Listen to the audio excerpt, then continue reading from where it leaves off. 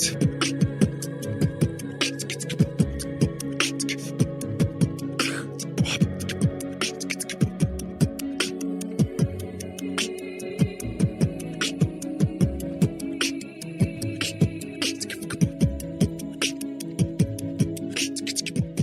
Welcome to Warcraft Reloaded, a podcast brought to you by Mash Those Buttons, covering World of Warcraft Classic and its community. I am Bobby, also known as Blazzinbob, and today we have three guests. We have no Mel. Mel is not feeling great, so she's not on, but we do have Corpse from our most popular YouTube episode ever, the Tanking in Wrath episode. That was the biggest YouTube episode we've ever had.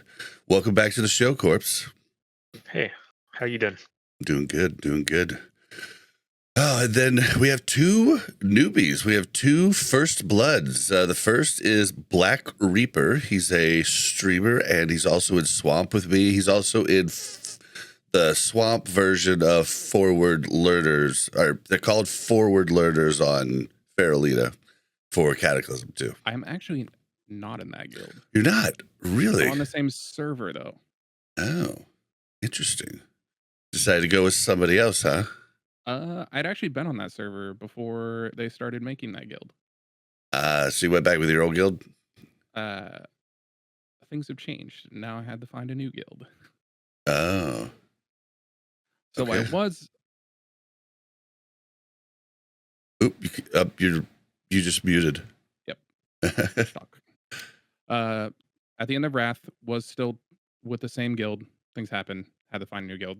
Then that guild imploded within a week of Cata because of officer drama, and had to find a new guild. So, Isn't it fun when like 30-year-olds get in fights about piddly shit? Yep. Hey man, I've done it. I'm not better than it. Like I remember. I literally kept always making that argument since the guilds that I've been within since Vanilla Classic. Oh, I've gotten way less chill, like early vanilla. 25? Yeah, early vanilla classic. I was pretty crazy about loot. I've gotten way more chill now. I just don't care. But and then first time on the show also is Mijae. You might have heard him on Cubicle Chat with Go and Scotty J. He's also been on Countdown to Classic, and he does YouTube videos. Welcome to the show, Mijae. Thank you very much. Thank you for coming. Kind of getting it all over there, all around the place at the moment. Yeah, making the stops. All right. Well, let me go ahead and let you guys know how the show's going to go. I like to start the show by thanking our tank patrons in Croxford, Turtle Whale, and Braxton. We're gonna we stream the show live on twitch.tv/Blazzinbob. That's BLAZZINBOB. We're gonna start off with the comment of the week. Then we're gonna do voicemails. We got two of them. One of them's interesting. If you guys ever want to leave one, it's 816-866-1066 or speakpipe.com/Warcraft Reloaded. Then after that, we're going to talk about a little bit of what we've been doing. Not really much about the raid, because we're going to talk more about the raids and stuff at the end in the discussion, but just what we've been doing. Then there's a little bit of news. There's one little piece of SOD news, but then everything else is Cata. So the majority of the episode is going to be Cata. So if for all you non-Cata enjoyers, you can probably tune out after the very start of it, but it is what it is. All right. Well, yeah, and then at the end, we're going to talk about the raids and Cata and just a few different things that we've got jotted down. But without further ado, let's do the comment of the week. All right. I would love to see a vanilla to Wrath cycle server seasonal. In the state we played them in 2019 to now, or with more/less changes, I am fine. If one server cycle takes 2 years and we just get an ungodly amount of loot and fast new phases, that would be awesome.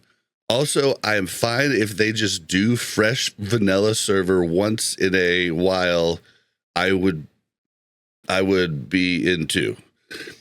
If they do it, would probably I'm trying to it's not the best written, but if they do it, I would probably never unsub. Classic player just always wants fresh. Classic players just always want fresh. I think Scotty J talked about something like this a long time ago, but he was talking about they spin the servers up and then they just leave them up. Like he was talking about era and just being able to like start at an era and just move to TBC whenever you want. And it's a TBC era, but this guy's talking about straight up fresh. I mean, go ahead. Yeah, me and Scott talked about this weirdly like 2 years ago. Yeah, that's what exactly the same idea. Yeah, I think he brought it up. He was the one that brought it up on the show, and I think it was like 2 years ago. Yeah, so we talked about if they like how cool it would be if they did a server where they literally, kind of started pre-raid vanilla, where it's like, just that leveling phase and whatever, and goes all the way through to Lich King with no stops. Like it's just same characters progress through. But like at a really fast cadence compared to how it was done this time. And weirdly enough, a naughty server that no one acknowledges and doesn't talk about has actually done this, and it's been incredibly successful. So I'm really surprised that Blizzard hasn't done it. I mean, yeah, like from private server players, I'm not like I like fresh, but I'm not as huge of a fan of fresh. Like I didn't go the Wrath of the Lich King fresh or anything. Like I'm just like, whatever. But the private server people love fresh, man. Like literally love it, and then they love to leave, like 3 months after start. So maybe they do fresh, and they just do it right up to like 4 weeks into Molten Core, and then they just move to TBC. That might be a really successful model. Like, and then TBC, they just do, they just do the whole pre-game process and do a couple raids, and then they just move to Wrath. The thing is like the start of the phase is the most popular part of any patch. So you almost just never let it get out of that like sort of start of phase mentality, right? As soon as Molten Core's been out for a couple of weeks, drop Blackwing Layer. As soon as that's been out for a couple of weeks, drop the next thing. And almost just like you don't get time to get bored with it. Like no one would want more than like one character on there, but I would do a character all the way through. I mean, if they did it like that, I would go back. I'm not looking to go back and redo the stuff, especially after Sod. Sod kind of killed me, man. Like, I love Sod, and like I don't know I could go back to just straight vanilla. I need like a little bit of chocolate chips, Sod chips. This is one reason why I'm always a one character Andy. Like I might have some alts here and there, but I'm never like I'm gonna have like 8 max level characters and I gotta raid on all of them. Like no, I play my one class and I usually play it at max. If there's like downtime, then it's like okay, maybe I'll like gradually get up another character if I'm giga bored. But like I'm a one character. I enjoy that one. Yeah, I stick to that one character. I was like that forever, but then I didn't have a job, and then I was like, I can make a lot of characters. That's how I am. Well, so that's not exactly what he's asking for, but I think we're on to something there with like just literally just the start of all 3 of them. Like I think we're on to something big there. But as far as what he's asking, I think it could work. Like you just have Molten Core out for a month. You have, or like 5 or 6 weeks, and then you have everything opens up like fast. It drops like 4 times the loot. I think Corpse had this idea when he came on the show when Psalm Season of Mastery was first coming out. He was asking for like extra boss drops if they were going to do that. Is that right, Corpse? Maybe, I think so. It's been a long time to remember. That would definitely help and probably like continue the interest of in an accelerated cycle. Like if you increase the loot drops for sure, and either just percentages or just even just like amount of loot. Just be like just falling over.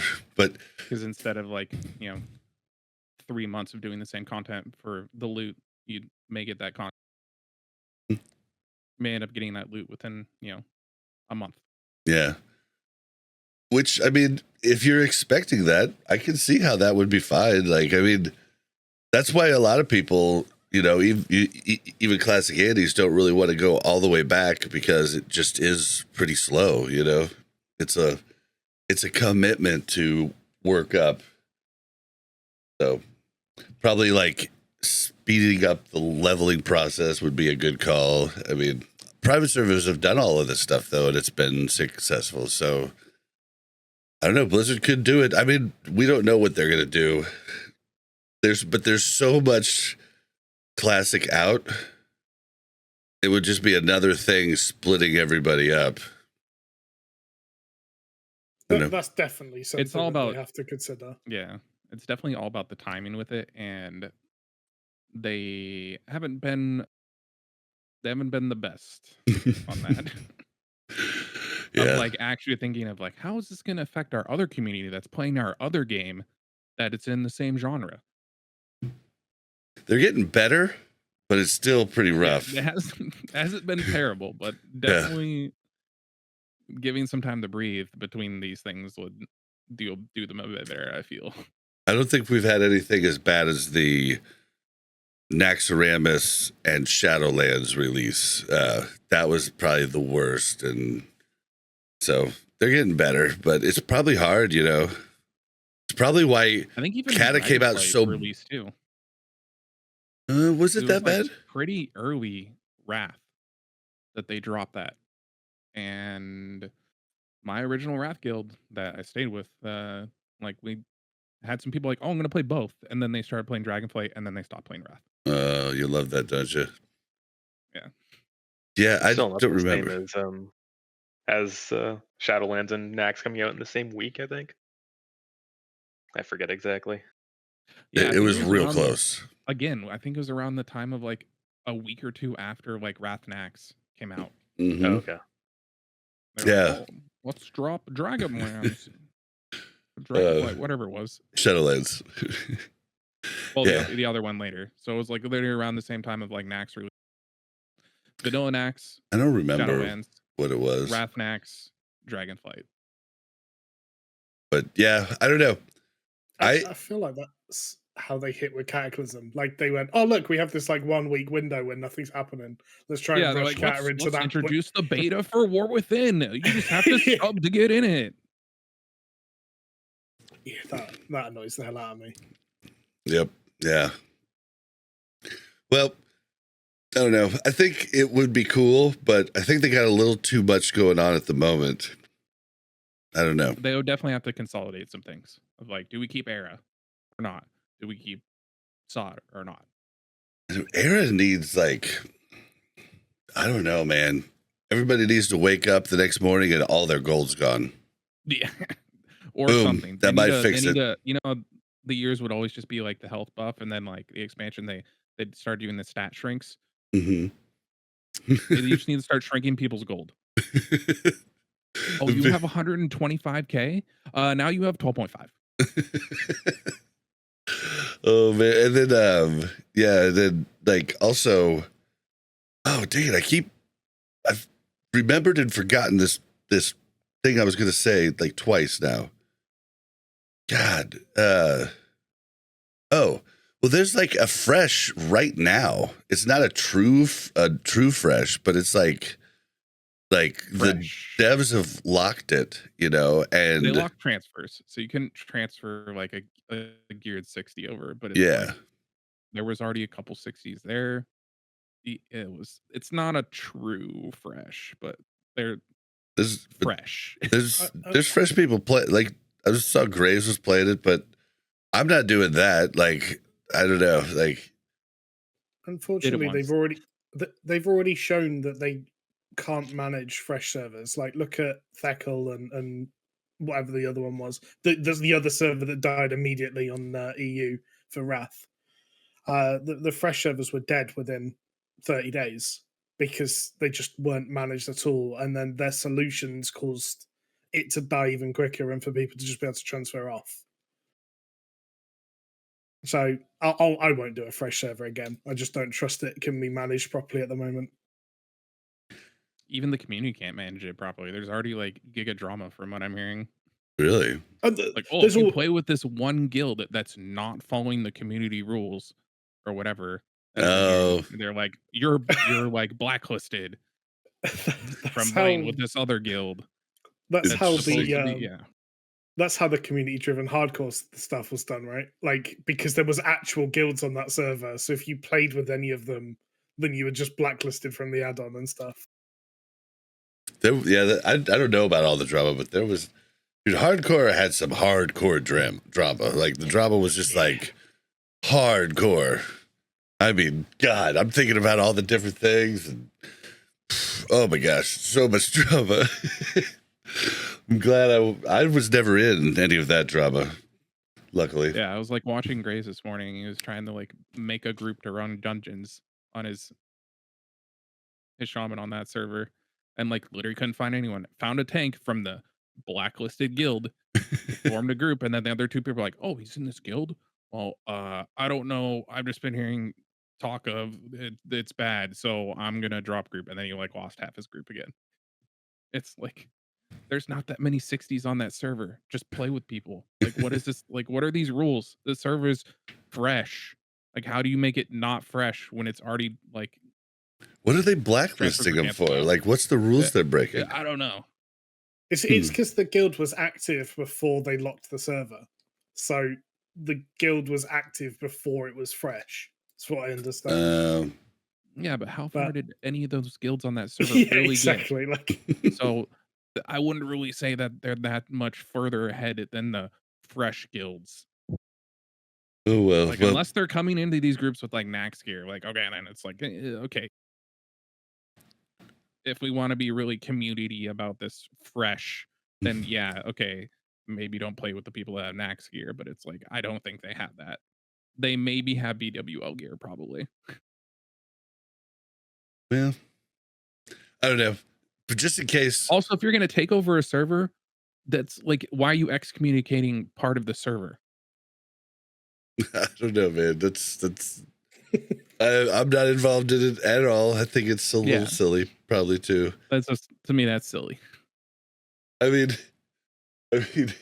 people gave C-Dank all kinds of shit when they were going into Wrath and they were going to do the, what do they call it? I brought them on for the show. It sounded fun, but in like when it actually came to it, like people were looking shit up. They can't stop people from looking shit up, and like, you know what I mean? Like, it was. I don't think it worked out very well. I never got the full story from him, but it'd be good to get that full story. Well, what's that server's name if this guy does have interest in going over there? What server is it again? I think for NA it's Deviant Delight. Is it Deviant Delight? Well, that's my hardcore actual server, I think. Might not be. Well, I think it's Era, so yeah. I don't know. Well, sorry, we don't have the info for you. I'm hacking in the Graze's chat, see if his bot's still there. Probably is. All right. Well, you guys want to listen to this first voicemail? Let's get to it. I can get it. That's good. Come up. All right, here we go. Bob, this is Gypso calling in, and it looks like right now we're in Copium territory with Sod, and I wanted to bring up a question. I was wondering, when is the raids going to get put out? When is MC actually going to get launched in comparison to Phase 4? It seems like they just did Cata launch, and it seems like the big chunk of time that they had between launch and the raid start actually was somewhat fun for a lot of people. It seems like some of the min-maxers maybe would have liked the right off the bat, but I think for the overall health of the game and maybe even the viewership not just seeing a full raid of mages and people with no runes. Maybe this 2-week or more than just a couple days space between the start of the raid and the start of the phase might give people that time to be able to get their runes and get all their gear, so that now whatever they balance their raid, it might be exactly where they want it, instead of us going in there and smacking our head against the wall when we're under geared with no runes. So, let me see what you guys think. Thank you. Bye. Okay. So on this, I went on Hammer Dance's podcast, Tavern Talk, and we kind of came up with this there. I had the idea of like, why don't they just not release Molten Core for like a month so that people actually do the cool, like, pre-bis gearing up, like, why don't they do that? Because that's a really fun part and people are going to skip right over it. So I don't know. What do you guys think? Did you like that they held the release? Do you think that's a good thing for level 60? What do you think? I personally think at the 60 content, you shouldn't really time gate it. Like, that's it kind of kills like the value of like that like end game content, like being out and like creating that like excitement and hype behind it. Like, who's going to get to it first? Who's going to clear it first? It really is going to depend on the difficulty scaling and what they do to, like, is it going to be as difficult as Sunken Temple was when it first came out? And are we going to see guilds that are going to rush in with no runes from the, that bracket, the 50 to 60 bracket, or are they going to try and spend some time, going for some gear or going for some runes before attempting it? I think for me, it kind of depends on how hard they want to make the raid, because I mean, we've all done, the different raids and things like that in SOD, and I think it's fair to say that mechanically they're not the hardest raids in the world. Sunken Temple was made harder because it just had a health wall. And obviously the runes and stuff and more gear would obviously help that. But it was kind of cool to see people go in quite early still and try and beat their heads against that. But, like, if they're going to make it mechanically challenging to a point where you're going to spend some time actually progging bosses, then having a small break between, initial release and the raid release sounds great. But if it's going to be a case where it's less prog and more DPS checks or healing checks and just number stuff, then going in as early as possible sounds great, because then you're not just going to outgear it and it's going to be a one shot. Well, I think the thing that's weird about Sunken Temple in the classic vanilla sense is that one person can wipe your raid on a lot of fights. And so, like, that's just weird. That's weird for classic. That's, normal in like later game, but it is definitely weird for classic. What do you think, Corpse?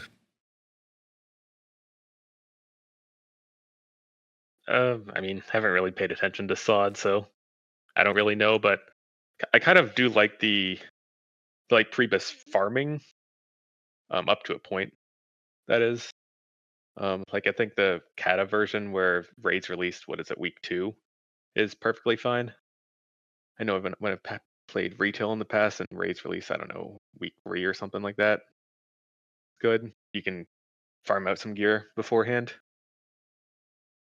Yeah, I think I'd rather watch the world first. Like, after seeing the different ones, I think I'd rather watch world first, like, with Under-geared as possible? No, with as geared as possible. I think my favorite world first was phase 2 of TBC. Like, watching those guys do all the tricks with parachute cloaks and the boots and everything, doing their skips, like, that was freaking cool, man. Like, So Yeah. preparation can make for some cool shit.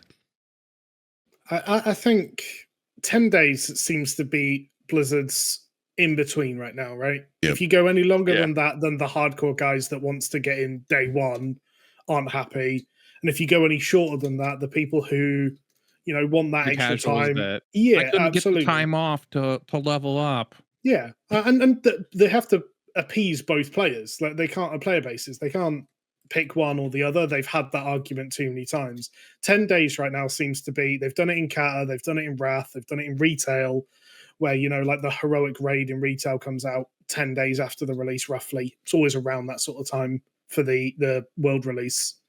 I think that's the balance at the moment. I think straying away from that, you're going to have arguments from one side or the other. So, Bob, I mean, what you suggested is it comes as a possibility when the raid releases at a specific time, which I think has happened every time except for original Classic release, where people who did the first Molten Core and Onyxia were just the first people to get to 60. Yeah, it happened every time. In SOD, it was a little different. Okay.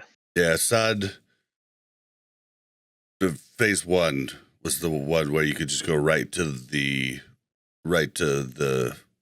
raid, right?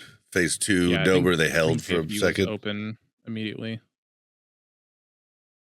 I think you could go straight to Noma as well. I think Nober they held back. I think you could go straight to, in phase 3, you could go straight to Sunken Temple, right? I'm pretty sure I remember going to, again, it's been a while, so I might be misremembering, but I'm pretty sure wasn't Noma, I swear Noma was like night 1 we could go in.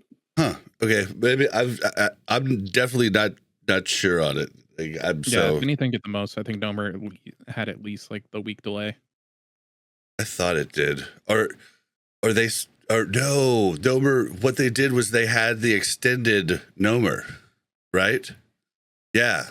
Yeah, so you could go in, but it was a week lockout. Yeah, instead of being a 3-day lockout, it was like a 6-day lockout or something like that. Yeah, that's what it was. A weekly lockout for the first week. Yeah. Yeah. Now that I'm thinking about it, TBC Classic had the same thing where Karazhan and stuff were accessible day 1. So I think people did like 24-hour sessions where they leveled and cleared the raids in one sitting. Not healthy. It's not healthy. Yeah, I didn't partake in that. Especially for all of these aging men and women playing this game. Oh. All right, well, thank you for your email and your voicemail. We have no idea. I do know that, a Grid said in one of the posts or one of the tweets, a Grid said, like, Molten Core is going to come out, then a few weeks later, Blackwing Lair is going to come out, and I was like, a few weeks? So I have no idea what's going on with Phase 4, so we'll just have to see. We could be getting, it'd be crazy, and it'd be kind of a lot, but we could end up getting a 3-day MC lockout. Oh, yeah. Wow. That would be crazy. Since it's 20-man. It'd be crazy, but... I think they did say that they were going to do the week lockouts going forward. Yeah, I had a feeling they would, but then if they're trying to like really push like the next raids and they still want you to be somewhat geared for the next raid. But Scotty's always got the idea of doing like the last week or 2 of the raid, like it's a day lockout. You just go in every day. Yeah. Oh man. One of the things that I'd like to see is like a fresh Classic, let's say everything available from MC through next available day 1. Like how quickly would everything get cleared? Yeah, well, because we saw it in official hardcore, but how quickly would it be hardcore, cleared? But if they do that, non-hardcore, do you have the AQ gate opening event or not? Probably not. Throws a monkey wrench into things. if it's active. I think in hardcore they said you could still do the quest or whatever, but the mount wasn't available. You could still do the quest for the items or something. That'd be a cool little like challenge server. Phase. That'd be a really cool challenge server if Blizzard just opened a fresh server and said, right, race to KT. Right, exactly. I'd love to see like them just like because they'd probably try and run as much gear as they could with all the raids they could, right? And then they'd go to Nax, but they'd get fucked up. Right. There's certainly a few bosses in Nax that you can kill without much gear, but how many weeks would it take to full clear Nax? You talking like week 3 of the server, week 4? I think it'd be cleared week 1. I can see it. Quite impressive. Maybe with full world buffs, they'd certainly full world buffs. I think they'd clear raids backwards. So they'd start with the easier bosses in Nax, go to AQ, clear them, and just pick up like small upgrades from MC, BWL and that. But yeah, I think it could be cleared week 2. It'd be a really cool idea though. Like frost resist would be a rough part. A really rough part. Yeah. I mean, I just think you need it if you have world buffs. Right. Yeah, well, I mean, basically, South Dally said that they couldn't have done their onslaught run when Nax opened without world buffs because there's no way to do it without resist. I'm biased here, but I think like the tank damage and healing would be the big issue.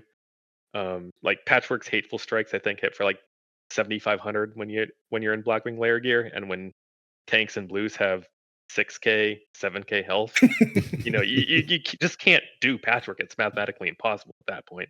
Certainly, you can do the easier hitting bosses like Anub, Faralina, but yeah, Patchwork, I wouldn't think would be a week 1 thing unless you had world buffs and a lot of gear from prior bosses. I'd love to see it. It'd be an amazing Yeah, absolutely. I'd like to see both the world buff version and the non-world buff version. The non-world buff version would be hilarious. People just busting their head against the wall trying to get through it. Oh, man. All right, well, here, let's listen to the other voicemail. This is Jan Peterson. I've been trying to log into the game for a couple weeks now. Can't seem to get past the login screen. Been trying to call, and I kept calling and calling, but I finally got through. If you could please call me back, that would be appreciated. I don't do email very well, but I am open to it. Please let me know. It's a joke, obviously, but I thought it was funny, so I thought I'd play it. So many questions. Oh my gosh. Oh man, I don't know what they used or whatever for that, but that was pretty funny. So I don't know. It's acting like it's an old lady calling into Blizzard support and getting the wrong number and calling us. Oh man, that's pretty funny. Right. You'll be really disappointed now if it's actually someone that's rang us hoping to help. It's just someone disappointed because they never got their call back. She's like, can't leave her number. How is he supposed to call her back? So I finally got through. And I mean, they left it on SpeakPipe too, so they didn't even do the call-in. So it's definitely not an old lady, but it's pretty funny regardless. Oh man. All right. Well, what's everybody been up to in WoW Classic? Everybody just playing straight up Cata? Cata for me. I leveled a assload of characters week 1. Got leveled up 4 characters to 85 week 1. Damn. It was the hardest I've ever no life to ever. Got 3.5 of Valor capped, but it's been kind of playing those characters, rating on 3 of them right now. Nice. Yeah, kind of the same. Week 1, leveling lots of characters, and then since then, I don't know that I've had a day. Today is the first day I think since raids open that I've not raided. Wow. Okay. I'm the reverse of that. I've just been on 1 character. Same. As I mentioned before, but it's been a lot of gear hunting because my luck has not been the best. But now I have all the dungeon loot, but I've spent a lot of time pickpocketing. dude. over like 2,000 junk boxes and nothing good. I've cleared all the raids twice now, and I got one piece to show for it. Very sad. I'm in a similar boat. I got lucky. I got a couple pieces, not a few things for both of my sets, since I'm setting myself up to flex specs per boss. Cool. All right. And I'm just degen, and I've got like a couple of bits pieces, and yeah, no life to Cata a lot. But this is what I've been waiting for in Classic, so I was always going to go a little bit hard on this. Nice. Well, good. I just want some loot because I'm having a good time, but I'd have a better time if I got some loot. Get loot from, heroics and stuff. I'm basically like, I've only got 3 pieces that aren't at least heroic gearing up. My thrown weapon, my bracers, and have fun with that hunt. Is there a thrown weapon? Where's the thrown weapon? Oh, you pickpocketing. Isn't there that one and the heroic halls of origination one? That's literally it. There's not one you can buy from a vendor somewhere for rep or anything? No. Or you buy a BOE one from the raids. Oh my god. Yep. Is there not? I did the dungeon hunt for that one, and the GitHub Atlas loot didn't have it on the mob, and I'm like, why is this on Wowhead, but it's not listed in the Atlas loot? And I couldn't find it. And I was like, I ran into some rogue that had. I was like, what boss did you get that from? He's like, oh, this one. It's the one that's on Wowhead too. I was like, okay, then I know it drops because I hadn't seen it for like days of running that dungeon on heroic. Yeah, well, I shit. know that we kept taking rogues into halls just hoping that it would drop. I feel like Fan of Knives kind of just sucks though, besides just spreading poisons. So do I care that much? I don't know. It's pretty strong for gigapulls, especially with assassination, with the way you can like boost your with assassination regen. Okay. And the poison boost with assassination, it's a little bit stronger on that one than say combat. But yeah, it's not nearly as like nutty as it was in like Wrath. Which makes me happy. Like I hated trash in Wrath because it was literally tricks, fan. Yeah. And I was but like, when else have we been able to hit that many mobs as a rogue? It's just I did it and I'm done with it and I'm cool with it now. Like I did it with the Fellow Striker and Nax and it was amazing. Where you grab the orb before council. I tried it like two times and failed, so I gave up having the raid wait for me to try to figure it out. Or getting them to pull all the little dragonlings before Cindergosa. No, we only did the only one that I ever did successfully was the 3 packs before Annoying Boss, Time Gate Boss. God, what was this? General of Essex.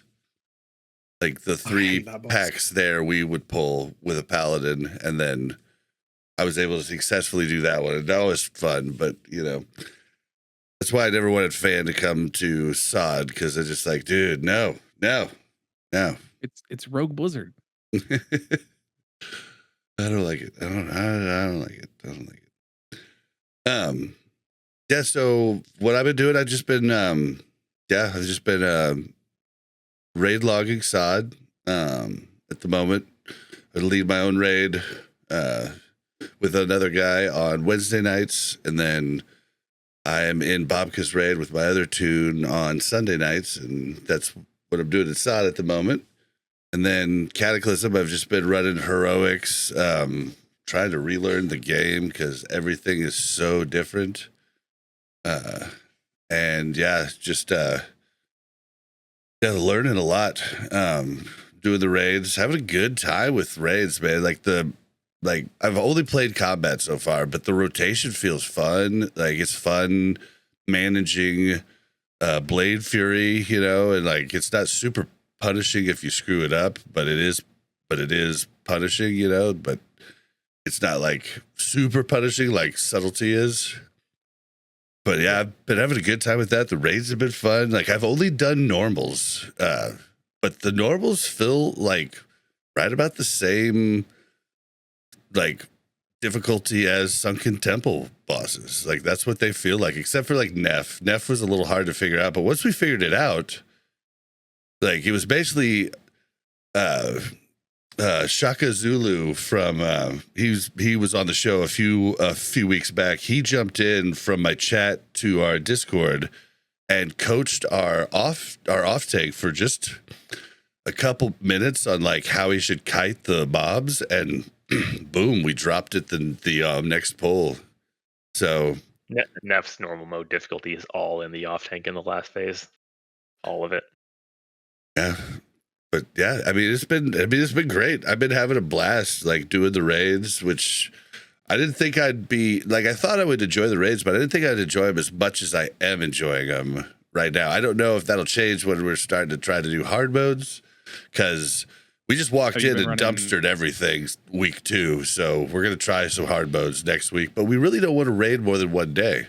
I'm in Hammer Dance's guild, just a 10-man, and we really don't want to raid more than one day a week. We want to keep our time open for Sod. We're Sod Andes. We're classic Andes. And like we want to play Cata, but it's not our home per se, where it is for some people. And then Sod's their vacation. Running 10-man or 25-man? 10. Which has been chill. I've liked it a lot. Like it's been, yeah. I will say 25-man normals are kind of easy. Yeah, well, I've heard just a lot of stuff is easier on 25. I don't know from experience, but that's what I've heard. It just is, unfortunately. They tried to, in original Cata, they tried to close the gap a little bit, but the mechanics are just less punishing on 25-man because you have more people to be able to handle them. Yeah, you just it's like 40-man raiding in vanilla. You just have more bodies to handle stuff. So if you lose a couple, it doesn't hurt as much. But in 10-man, you lose 1 or 2 people, it's you feel it a lot more. So, it sounds really horrible, but like each person's worth individually less. So if one person dies in 25-man, you've lost, a quarter of your raid. A fourth of 4% of your group. Whereas anyone dies in 10-man and you've lost 10% of your group. Like when you think about it like that, you're so much more punished for one individual mistake on 10-man. Unless you're losing a tank in 25-man, and then you start losing more and more DPS. Yeah. I don't know if the patches have changed stuff since like original Cata, but in original Cata, 10-mans were, or the initial tier, this tier 11, was so much harder on 10-man versus 25. But that was only true for the first raid tier. In Firelands and Dragon Soul, the next 2 raid tiers, 10-man was a lot easier, to the point where it's kind of very detrimental to 25-man raiding. They balanced it a lot better in Firelands and Dragon Soul. In tier 11, they got some of the balancing wrong. I mean, look at Magmor. Like you get pretty much the same amount of parasites between 10-man and 25-man, but you have 2, maybe 3 times the range DPS to deal with it. Yeah, just kite the parasites. Oh yeah, but the only differences between now and original Cata release is normal is in their post-nerf state, and heroic is in their fixed pre-nerf state.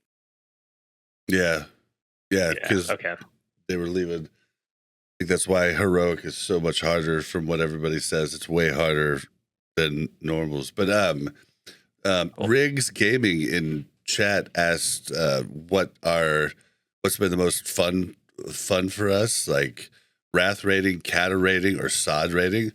I'll say this.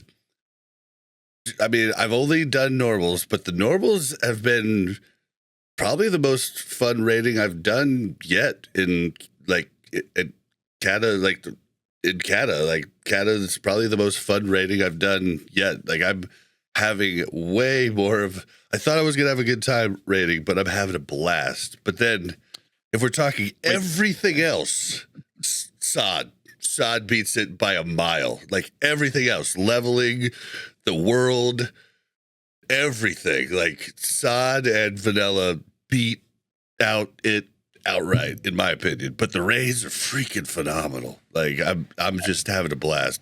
Sorry, Corpse. I will say that like Old War ICC and Tier 11, this tier that we're doing, I think are like unquestionably Blizzard's best raids that they've ever done in WoW. I haven't done current retail for the last couple expansions, but those are like my three favorite ones. So it makes total sense that you love Tier 11 rating. Yeah, it's fantastic. It really is fantastic. And chat's asking, Bershiko is asking, then why aren't you wanting to do 2 days then? And it's literally, I'd be rating on multiple characters, probably, each character 2 days a week, 2 or 3 characters, if it wasn't for Sod. Yeah, like that's really, like, I want to play a lot in Sod before it's gone, and like it's basically FOMO is what's going to keep me from having more fun in Cata is Sod FOMO. So that's just the honest answer, but it's been fantastic. I think you guys might have some ideas of changing your Cata raid nights depending on how interest your 10-man is in heroics. Because depends on how your prog goes. There is a bit of a change from normal to heroic. I hear it's crazy change, but I mean, we're fine with just we're going through blasting everything out normal and just working on one thing a week. I mean, we literally got through everything week 2, and we were taking our time, and we just busted through it way under 3 hours. So. Yeah. It really depends. I think if you go in there with a mindset that this week we're going to deal with try and kill 1, maybe 2 heroic bosses. Next week, we'll clear another 1 or 2. If you're not trying to rush it, then I think you can absolutely do it in 1 raid night. I'd love to do it on another character, just really chill prog. And I think it could be fun. Yeah. I've never been a PTR guy. Old War, I did no PTR. And my guild, we were slower than everybody else. We did 2, maybe sometimes 3, but 2 hard mode progs a week, and we had a good time. We had a great time. It was one of the best times in raiding that I've had was Old War hard mode prog. So, yeah, I don't know. You were going to say something, Reaper? Oh, I thought you were going to say something. Oh, no.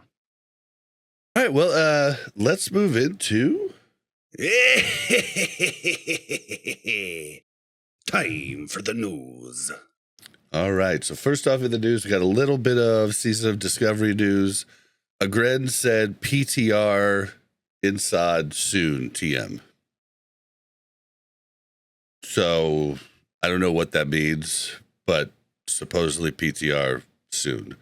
I'm worried about Sod. I don't know about you guys, but I'm a little worried just because of the longer break. And yeah, I'm just a little worried. Any thoughts? I think Reaper is the only one playing with me. Yeah. I think Agren recently tweeted out too that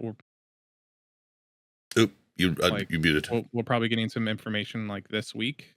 So we could be getting a PTR date. We could be getting a Phase 4 date. We could be, just getting some more leaks or, rune stuff or to try and bring up, I guess, a little bit more interest in P4 coming.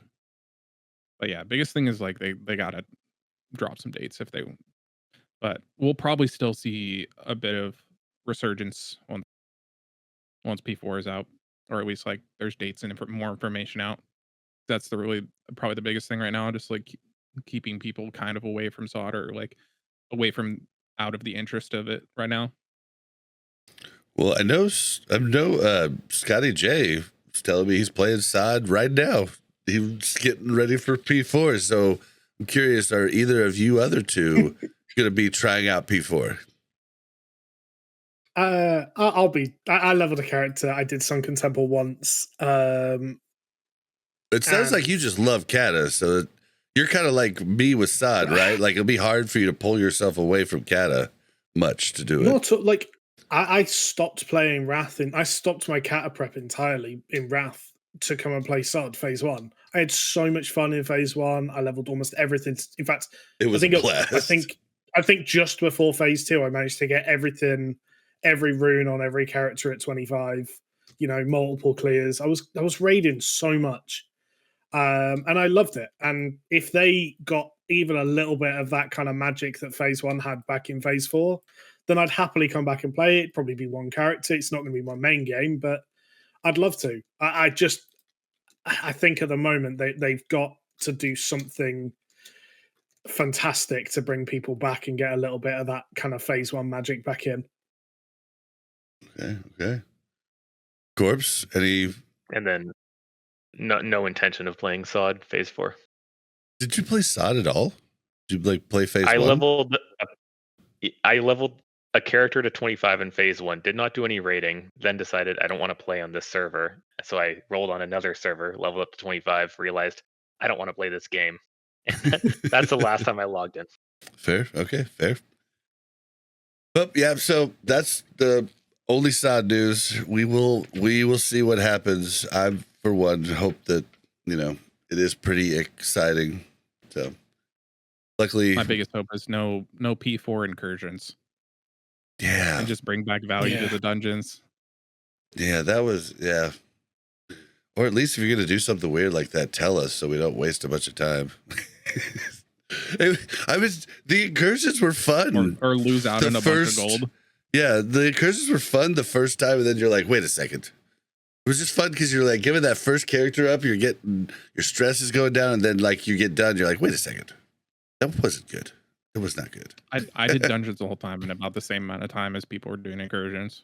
That's what you said, but you were with a giga like different type of group. Like most groups, A decent set up time-wise group, yeah. Yeah. Well, yeah, no incursions. All right. The next piece of news is Baradin Hold, the PvP boss that drops both tier and PvP pieces, is now 10 and 25 man. So, you can go to both lockouts, whereas every other raid you can only do 10 or you can only do 25. But Baradin Hold is for some reason you could do both. Anybody know why this is, or was it a bug and they just were like, leave it? I'm suspecting it's the latter. I am 90% sure that they released, someone found it and they went, quick, claim it, it's us. Yeah, I mean, it's irrelevant. Like, nothing even, like, honestly, how many people can actively say that they got a tier piece that they needed from Baradin Hold? I did. I killed it on 5 characters and saw 1 tier piece drop. I got my gloves night before last. My runs didn't even see it at all. We just saw all PvP gear. Yeah, same. I got my gloves. I got my gloves. I mean, I got a bad tier piece that was an improvement over a 346 gear piece on my DK. But yeah, most of it is trash. I personally won't be doing Baradin Hold again after this week. Like all my characters that I care about will have 4 set next week, so there's no reason to run Baradin Hold then. It's hilarious. It just feels worse from what I've been hearing. It feels worse than VOA. Like VOA, it felt like you had like more of like a closest to 50-50 chance of like PvP to PvE gear dropping. Now it just feels like it's like 70, like 80-20 or something like that. Yeah, it just feels like way more like PvP gear drop like focused, and it's like, why? Like, it's supposed to be this like PvE event after a PvP event. You would think like the gear shouldn't be as focused on like PvP drops. At least like every run I was hearing from other people in like my guild, other people that I used to play with, like all theirs was like they'd all just said like, yeah, it was just like mostly PvP gear, all PvP gear dropped. I guess I didn't pay attention. I just scrolled over and saw one that was for me, and I was like, ooh, tier. So I guess I didn't look at the other pieces, so I don't know if it was mostly PvP. What's frustrating is like people were advocating for 2 like 10 and 25 on the same characters in Cata. And I think it would have gone down so successfully if you could have raided both. But, you know, for people who, again, like for the players that have come over from SOD and giving Cata a go, they have to level one character and then they can play, they could clear, 6, 8 raids if you count Baradin Hold a week. Like, they don't have to, but they can, right? They have that accessibility into it. I just don't understand why we don't have that in Cata. It would be double gear chances, I guess. Yeah, the gearing up. But does be a lot that faster. matter? I guarantee there's guilds that won't clear full heroic in full 359 or 3, like even with the heroic pieces of gear. Like, does the gear matter if we're going to get this faster cadence that we should be getting? Well, okay, let me give you a combat to that, right? So in both TBC and Wrath, it always felt bad when a 25-man guild would set up 10-man groups. Most of the time, it just leaves out a whole 5 people, right? And then some guilds would have, you know, people would use their alts, but then you're in a scuffed run, right? But it wasn't that big of a deal because, you know, people got the stuff out of the 10-man that they wanted because it was lower gear. There was, you know, a few pieces they wanted, or they wanted to do it like, you know, for a couple weeks to start. But people would want to do it the entire phase through if it's the same gear. You know what I mean? So it would leave people out even more. Whereas before, people would taper off, and then people that needed it would, you know, form those 10-mans. But now, I think it could make guilds really suffer. What do you think of that? I can see the logic, but again, you would have to. You couldn't just throw together a 10-man and walk in unless you're only clearing normal, right? Because normal's quite accessible, as you guys have seen. You've walked in, you're not taking it particularly like crazy seriously. One night raid, and you've cleared it in on the second week, right? I think most guilds would be able to walk in on a 10-man normal and go and clear quite easily. But if you're then starting to clear heroics, realistically, the only bosses that you'd actually care about on the 10-man, Neff, Alakir, and Chogo for the tier pieces. If you're just re-clearing normal on 10-mans on alts. But on your main, but like in an alt raid or whatever. I don't know. I don't like the fact that I've raided once on my main this week and I don't get to play it again because there's nothing to do. I mean, that's how everybody feels, right? Like, that was the knock on SOD Phase 3. Like, that was the knock on everybody just wants more if they have the time. But that's what makes it beautiful, right? Like, is the fact that you have to wait. That's what makes it good.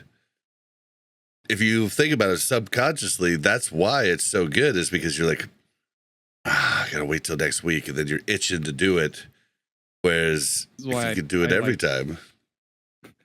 I like shit talk on people that binge shows, and that's the only way they'll watch like TV shows is like, I have to binge it. It's like, but then you're losing the anticipation of watching it week to week, and like that's what usually will keep you watching it week to week, is that anticipation of like getting on again, or like in this case, you know, raiding again the next week. Okay, like yeah, I gotta wait, but like I want to raid next week. Yep. Yeah, I mean, yeah, I'm weird. There's shows I like to binge, then I like to take one show that's like a long show. Like the last one I got done with was Mad Men, where there's just tons of seasons, and that's our go to bed show. We just only watch it when we're going to sleep, and it lasts for months, right? And then we've got our shows we watch every week. You know, those are the ones that are really good. Then, like, if there's a 10-episode thing, I like to binge, you know, on a weekend. So I do it all 3 ways, but I feel like week to week, you can talk to people about things more. You can discuss the show, and in this case, the raid. Like, I don't know. I feel like the time gate makes it more important to us. But I can see how you want to do both of those, though. I can see that because, you know, that was something really fun, you know, in Wrath. Like, your 10-man groups were just more chill. You could talk more. People were kind of more chummy hanging out instead of it being just a raid leader talking in 25 man, which is normally kind of the norm.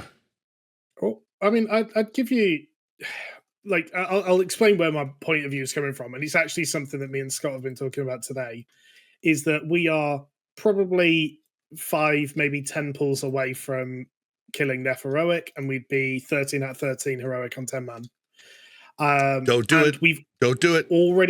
We've already talked about leveling another character so that we can go and do 25 man heroic prog. I mean, I'm just saying, if you beat that raid, Scotty's gone in 3 weeks. I'm just saying.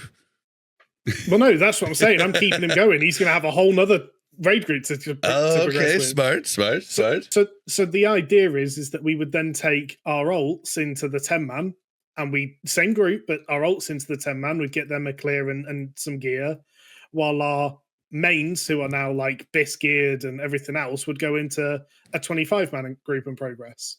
You know, we'd have both, but that just relies on me having to go and level another character to do it.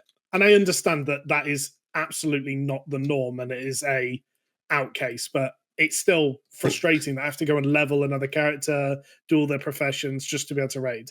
And it's a lot. We saw this with Sod. It was so interesting to watch Sod go through the different stages, and just like every phase we keep ramping up in shit we have to do before raid, right? Like the amount of consumes basically doubles or triples every phase, and then the amount of world buffs keeps getting bigger, you know, and like but like it's a slow burn to it instead of, you know, just going straight to 60. But yeah, in Cata, there's not consumes and stuff, but man, like you gotta like gem your shit, and then like you gotta, you know, in Wrath, I'd just be like, okay, well, I can't wear this piece until I fix this piece and have, you know, the expertise to move to this, right? But in Cata, I'm like, time to figure out this fucking puzzle. You know, which is actually fun as hell. Like reforging is 100%. Fucking fun as hell. It is awesome. Like, you know, there's a lot of things I don't like about Cata, but there's a lot of really good shit. That reforging is one of my favorites. And I'll sit there and be like, I want to get this perfect. And I'm just reforging shit back and forth, just trying to like barely get 26 expertise and barely get the 17% hit cap. And like, the thing is, there are add-ons that'll do that for you. It's a very somebody told me problem to solve. Like from a mathematical standpoint, it is a difficult problem to solve, and humans just do not have the mathematical capability to do that problem. I'm on the lazy side with that. I reforge light and then I tweak that. Yeah, see, I mean, like oh, it didn't hit me this. Okay, let me undo this reforge or cancel this reforge from this item because I need to keep it for something else. I'm a weirdo, but I love math. Like, so I mean, I'm gonna probably like use the add-on after I do my stuff, and then be like, oh, I see what they did. Oh, that's brilliant. That's what I do. It's brilliant. Well, you can like import. You know, like you can like import your stat weights from like the sim, and then have it use that, and like calculate off that. Oh, that's cool. Yeah.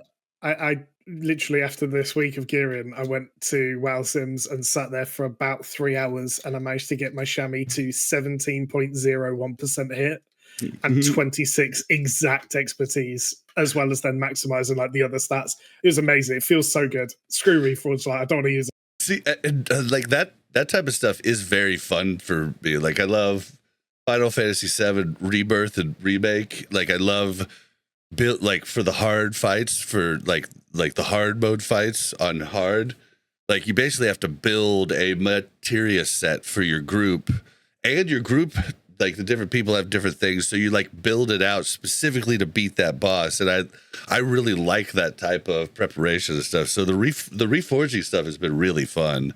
But you've got all the different gems, got all the different enchants. Like that's the gate that you find yourself in when you like make a new character and everything, and like keeping all of that straight between the extra characters. Like it got hard for me in Wrath with like 4 tunes. Like, it got really hard to keep straight like what I had got last week. So I ended up having to just always fix my gear before, like after raid, I'd fix my gear up and be like completely fixed before going to the next week. Because like if I didn't, I'd forget that I got 2 upgrades. Then they'd be sitting in my bag the next raid night because there was just so much to keep track of. So that's the only problem with alts, like I think in something like Cata and now Sod, like basically. I just want to be able to raid more. I'm just a nerd. Dude, I was thinking about it. I was thinking about Cata. I was like, why do I have to level it all? Why can't I just start at 85 and just get some green gear and just raid? Yeah, Blizzard, where's our 85 boost? You used like it. I think it was. I'm trying to think which expansion it came in. It might have been WoD. It might have been BFA, but you could go into raids and so your lockout worked on a boss by boss basis rather than raid. So, but you could also go back into the raid and re-kill it. You just wouldn't get any loot. And it's when they started going towards a much more like personal loot system. But that was great because I was going in on characters that I'd already cleared the bosses on that week just to help out other groups or I see what you're just saying. to raid more. So I could go back into the raid. I just wouldn't get loot. And they had solutions for that in terms of the way loot dropped for flex raids and things like that. But like it was great because I could run in and I would only have one character. If that was the case, I would literally only have one character, and I would just go in and I would play my main, and you get stacked as possible. You get like that was what I was talking about in Wrath. Like that's why I made alts, just because I was like, well, I only have one chance to parse a week. We don't freaking prog, like we don't die. So I need one chance. Like I only have one chance to parse a week. I'd love to have multiple chances on the same tune to parse. I think I'm with you. Like I think I would do the same thing. And I would go to more raids, even though I'm not going to get any loot. Because, like, for me, it's just the competition with myself to get better that next week. Yeah, 100%. Like, and that's fun for me. Like, that's like the fun part of like Wrath and Cata for me is really like getting good at my rotation. All right. Well, okay. So the next piece of news here is the DPS rankings. And I'll tell you something. I was a little worried.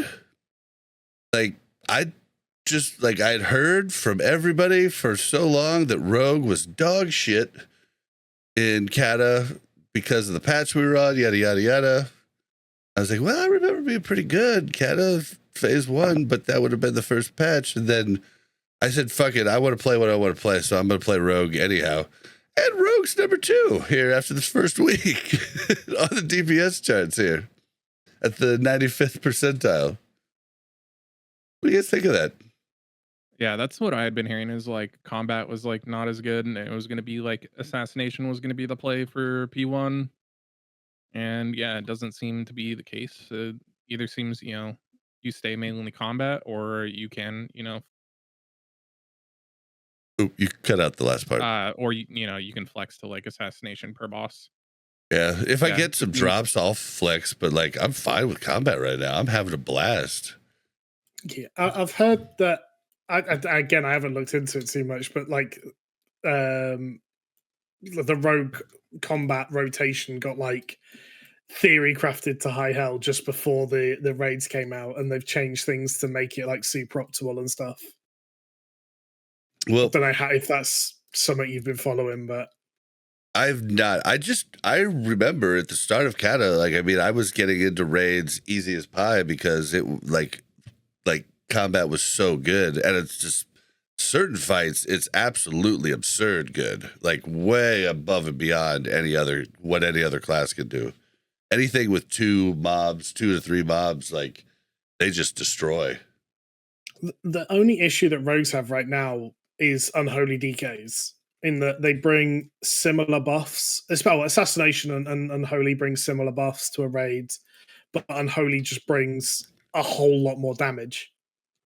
In their pet mainly. Yeah, have you looked at they don't play. Funny thing. Are you looking at the article that I put in the notes to see the actual graph? I'm looking at the stats as they are right now. For anybody wanting to see, you could look there, and then you could click the like. Oh, it's not working though.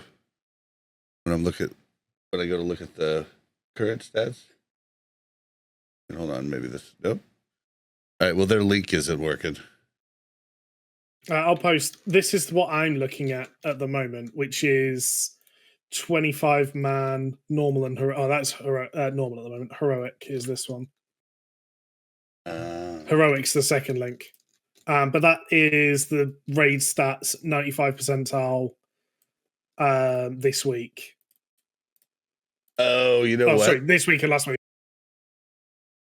Well, it looks like the same thing. I don't know what. When was this posted? Now I'm confused.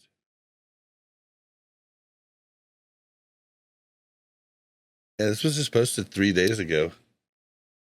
I wish I could actually get it to show.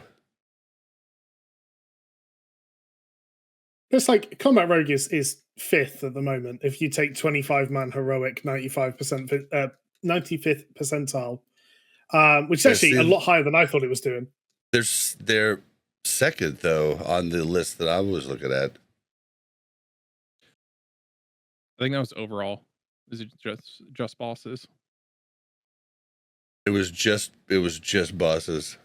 Because even on that one that from the Wowhead link, they're a little bit lower on just the like just straight boss damage. Yeah, They're third. Yeah, they were third on. Why does this not work? Jesus. Yeah, they were third on damage to bosses. Overall damage, they were second. But yeah, I'm trying to I can't get it to come up on the actual site at the moment. It's weird.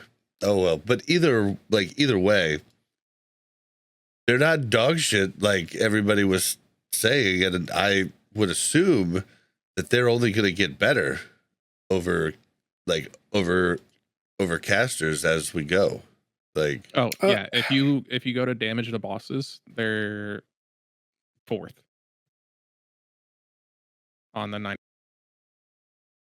And they're getting buffed by those few fights that, like Magma, they just destroy every other class in the game. They're doing they're doing another whole 33% more damage than any other person in the raid. Yeah, Halfus, they're completely broken on. Ascendant Council, we one-tanked Ascendant Council Heroic, where combat, you can literally just sit and cleave both targets for the entire fight. The entire fight. Cho'Girl, you can bring the add-ins to be cleaved. Combat definitely has its fights where it's very, very good. The issue I think that rogues are having a little bit at the moment is that for Assassination, Unholy DK is just god tier, and combat arms brings the same buff, and they're pretty similar, but they're more consistent on the single target fights. So they're kind of suffering from other classes being very, very strong rather than them being weak right now. Yeah, but they're just because all your DKs and arms warriors that have been around since Wrath likely have been doing archaeology since pre-patch and have been coming in with Zinrock, which is you're coming in versus them basically having a raid weapon and you have heroic dungeon weapons. Yeah. Well, and then you even look at this, but arms warriors are still typical DPS warriors. They don't fucking sunder. But there's a lot more armor pen, huh? They don't have to sunder anymore. They only have to sunder 3 times. It's only 3 times now. There's a glyph now. It just does it automatically. All right, well, if it slowly stacks that way, but you let your druids do the rest of them. Well, it's crazy that there's so many different armor pens now. Who all could do the armor pen? Now it's Druid, Fairy Fire, it's Sunder, it's Rogue. There's one. And then Hunter can do it too, right?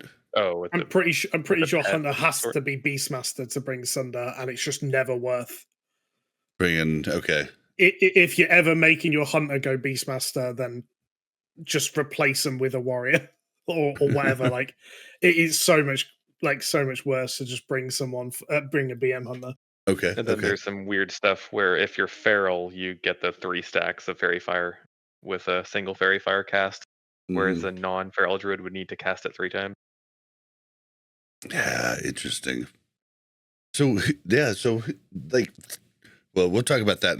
We'll talk about that in a second. But yeah, I'm just any other surprising things seen in DPS or anything. Like, it is a little crazy how close all the DPS stuff is, but is there anything here that's surprising to someone like you, Mijae, who has been researching for months now, getting ready for everything? What jumped out at you was like, whoa, I did not see that coming.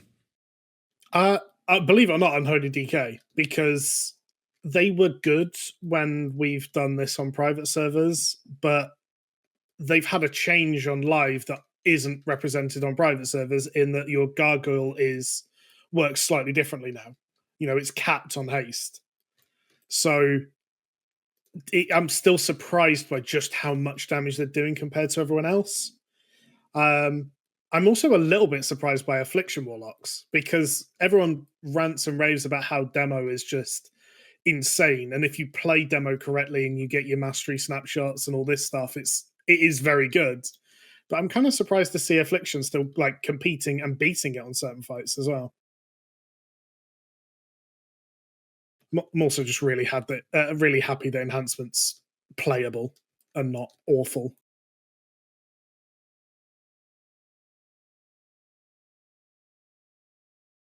I feel like Bob is hiding. I'm just gonna keep talking. I'm playing. I'm playing Enhance at the moment, and I said like before Cata that like I'm playing it, but it's probably going to be grief, and I'm sorry. And there's some fights where I've been topping DPS. Like it's not as bad as I thought it was going to be. Whether I play it in Firelands or not is another issue, but Yeah, Cata's seems like it's around the definitely time. one of those ones. If it's played well, it does well. Cata's around the time that Blizzard starts investing a lot more look time in who's making back. the specs all within the same ballpark.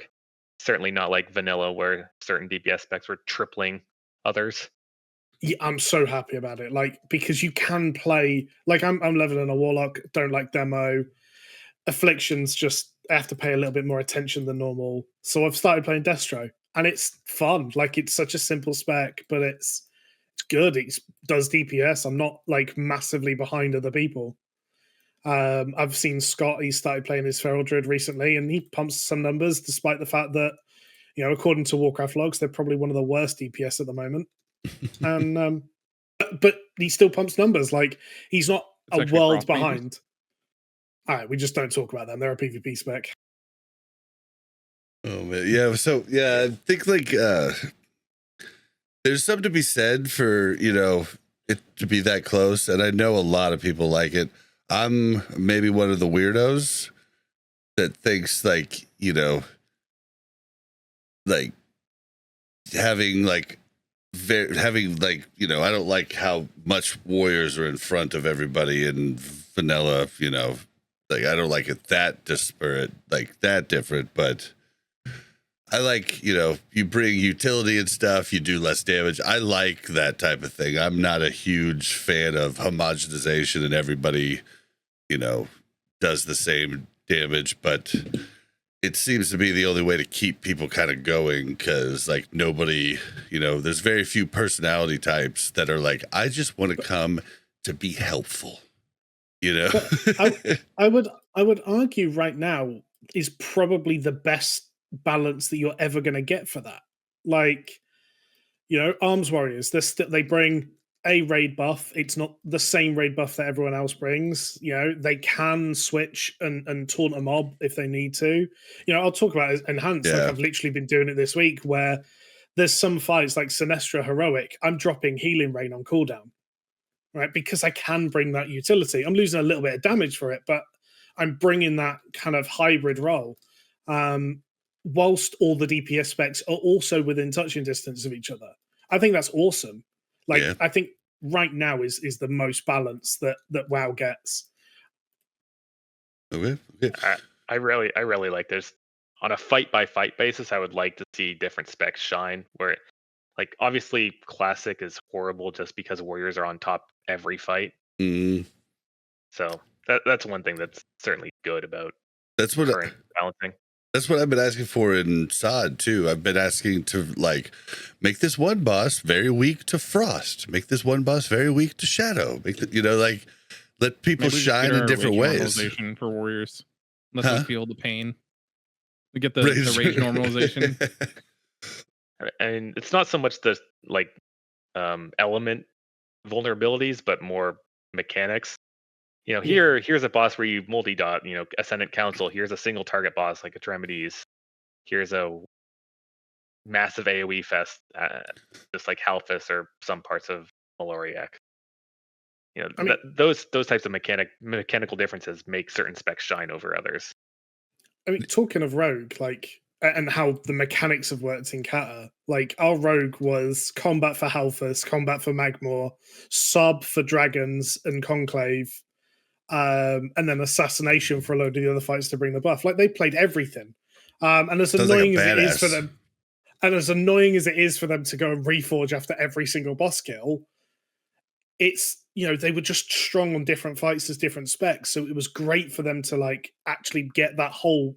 They were playing a rogue. They weren't just playing one spec. And I love that in WoW in general. Like playing, if I play a mage, I want to play a mage. I don't want to play a fire mage or a frost mage or whatever. I want to play all of it. Gotcha. Yeah. I mean, yeah. I mean, that's what like Reapers do, is switch it back and forth. But I don't know. If I get dagger drops, then I'll switch back and forth. But I'm concentrating more on combat just so I can be the best I could be there. Yeah, most of my like assassination set has been just dungeon loot or things I've just downgraded from my combat set since I've gotten new like stuff from the raid. Oh, so you're trying to keep two different sets to make it a little easier than reforging. The way the reforging works on them. You build them differently, because like I tried making one for both and it's just stat wise fits weird. Yep. All right, well, let's move into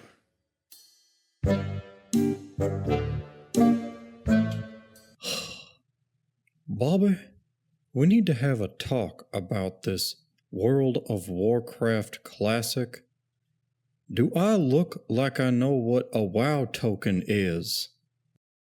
All right. So yeah, I just want to talk all about Cata. I don't even know like what all I want to talk about. So this might be like scattered. Like I might think of shit as we go. You guys might come up with something that I hadn't thought to talk about. But yeah, I want to talk about just basically like the big changes. We were talking about who does armor pen now, right? And like having fairy fire be like a, now it's like a, an actual just armor pen, like not something that is a little bit of a stack on top of Sunders or rogue exposed armor. What it used to be separate and stacking with the major armor. Yeah. Production. Well, tell me about like new buffs, debuffs. Like, how does this shit all work now? I know we can't talk about everything, but give me some examples of things that have changed. I mean, I know it's an open-ended question. Yeah, like I think that again, like I'm a massive Cata advocate. I think they did so much great stuff in this expansion. I'm going to put a link in the Discord. Cool. I can have it in the notes. This is what I use for making. It's what I've been using. It's what I've been using to learn. And there's one that's similar on Wowhead now too.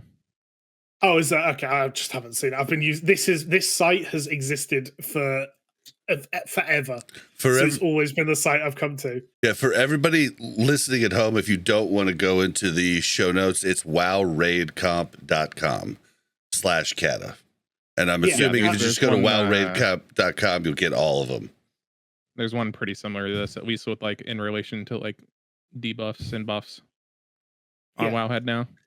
But like you can literally hover over and like, whereas in you had to have a demo warlock in every raid in Wrath, right? If you didn't, you would just grief in your raids. You now have multiple specs that can bring that. So, you can bring Ellie Shami and bring that 10% spell power buff.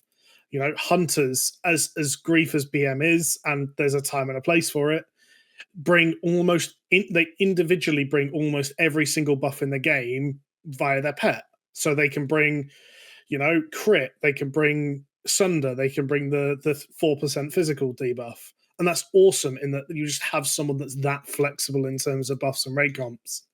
Oh, I see what you're saying. Beastmaster has a bunch more.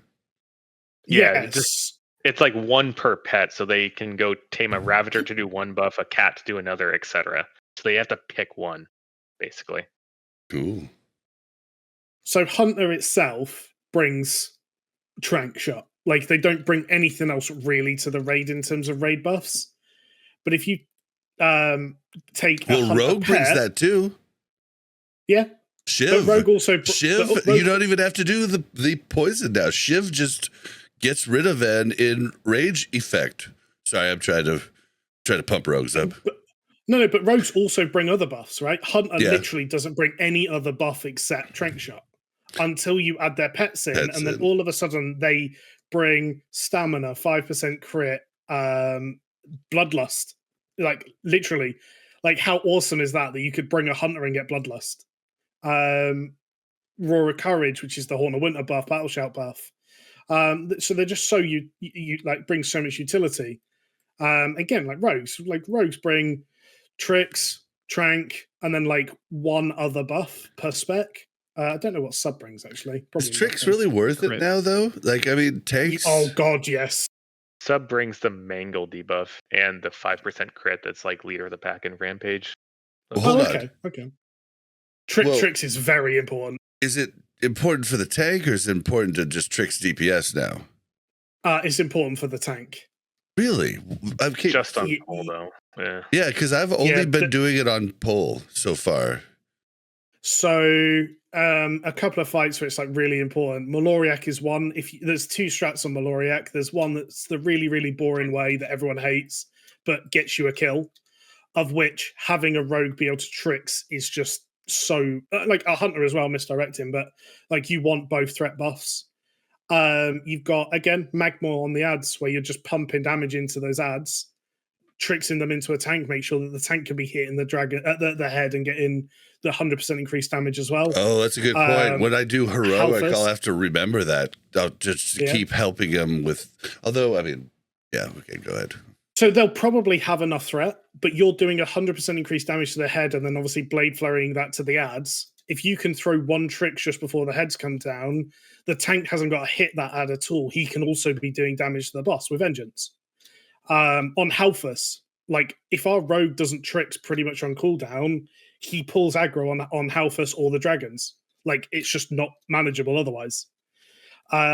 There's so many different bosses where a tricks just comes in really handy. Sinestra, you get whelps come in just as you transition from phase 1 to phase 2 that take a couple of seconds to pick a target and find out where they're going. Tricks is, great at just being able to ping that to the tank straight off.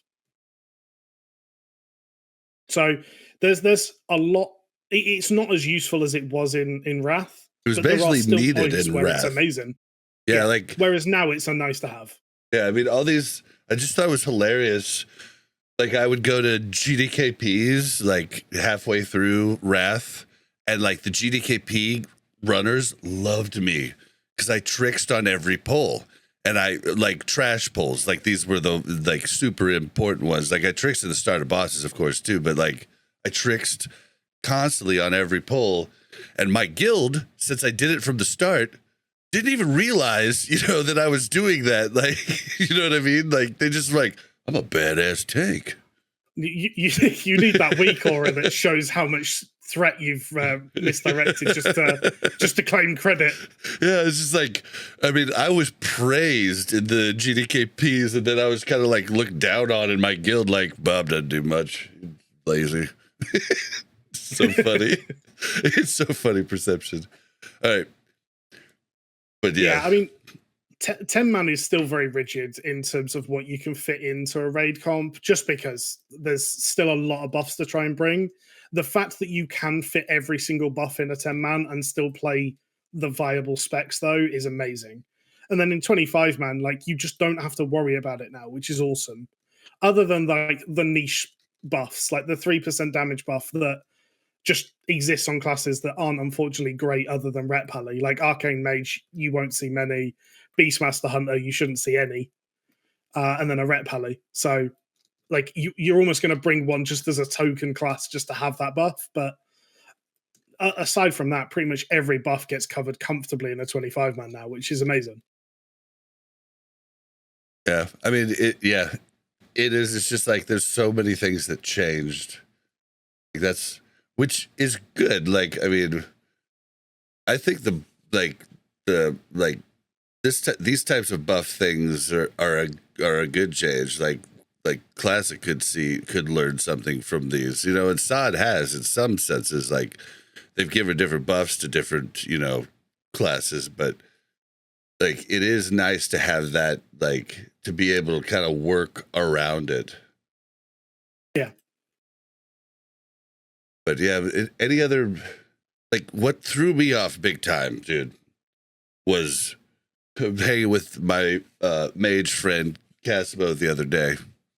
And he's like, I'll just bloodlust at this time. And I was like, you'll do what? Excuse me, sir? Did you just say bloodlust? And he was like, yeah. I was like, mages can fucking do that? So who else can? BM Hunter. What? They have to have a specific pet for it, but yeah, like this shit blows my mind. It blows my mind. Like, I mean, it's good though, but why the hell did they give it to mages? Who else would they give it to? I don't know. Somebody angry? Like a rogue? Shamies. Like Shamies should just be able to use it twice.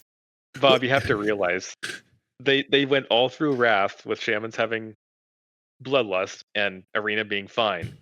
They give Bloodlust to mages in Arena and Cata, and a month later they just delete Bloodlust from Arena altogether. So that's what I'm saying. Yeah, like, was it the right idea? It's like, I don't know. I don't know. I liked my guaranteed raid spot by playing Shammy. It was great. Yeah, like, I mean, I could see Feral Druid Bloodlust. I could see Combat Rogue Bloodlust, but not Assassination Rogue. I could see Warrior. I could see Bloodlust. I mean, it is a pure haste buff now, and the mage one is called Time Warp. It kind of makes sense. I mean, if they'd have given it to Arcane, I think about a mage Arcane like, maybe. I just don't think about a mage being enraged. Everyone either calls it out Bloodlust or Heroism. Everyone calls it Bloodlust. Like calling for Time Warp. Yeah. We call it, like, even when I play on the Alliance side, we call it Lust. Yeah, I mean, it just sounds good. I remember going to, like, my first raid in TBC as an Alliance Chamois and someone being like, heroism? And I'm like, what? That's not a button I have. Yeah, like, and just Lust is easy to say. Boom, Lust. Yeah, one syllable instead of heroism. Oh, no. Alliance always, they abbreviate it to just hero. Yeah. Like hero.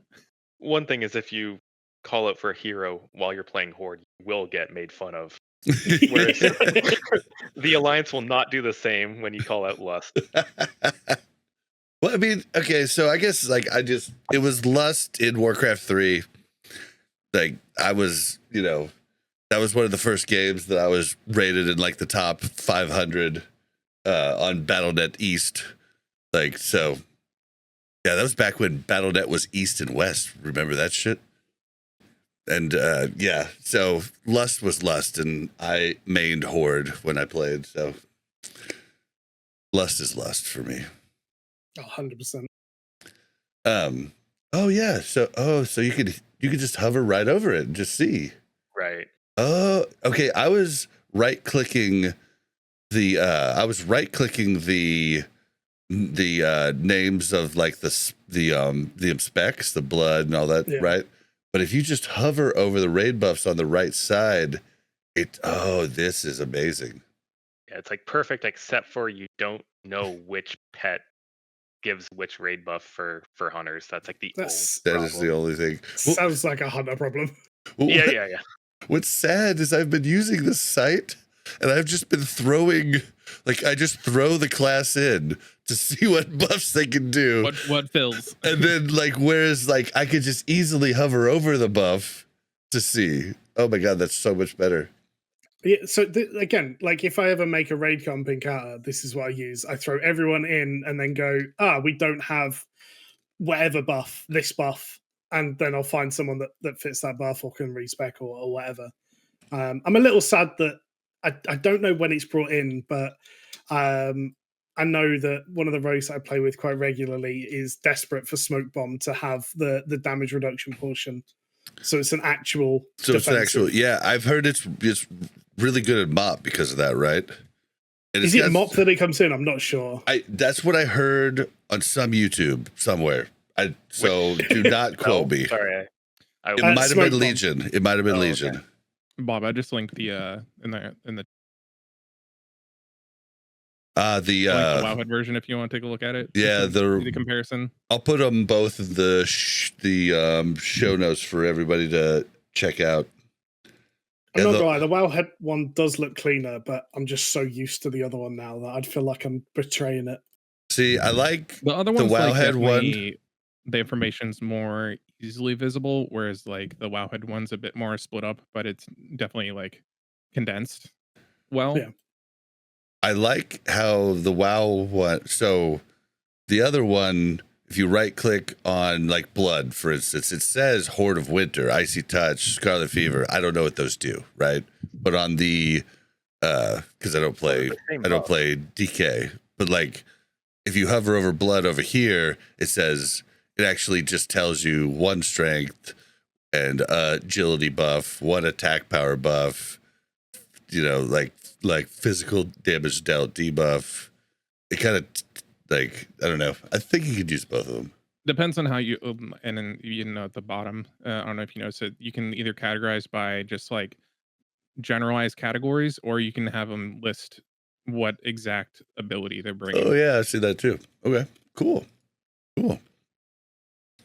All right, okay, so tank. Let's talk about tanks. Corpse, you're the tank master. Why would anybody bring anything but a blood DK? I want to know. If you're playing an earlier patch of Cataclysm, I think it was 4.2 that buffed the hell out of blood DKs and nerfed others. Maybe it was just paladins getting nerfed. Maybe that was 4.1. But the patch that we're on 4.2 onward is just blood DK got buffed to shit, and we have to deal with the consequences of that. Yeah, blood as a main tank is definitely really strong for sure. Yeah, I think like in the original Cata beta, like prop paladins were like god tier. I think warriors were pretty good at original Cata, patch 1. I think paladins, like prop paladins, got a sizable mastery nerf during the beta, and they were still like unquestionably the best tanks when Cata first released.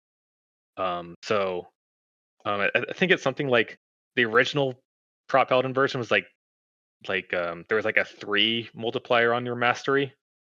Like 1 mastery is like 3% block or something like that. The nerfed version is 2.25% block, so it makes paladins get to the combat table coverage cap a lot harder.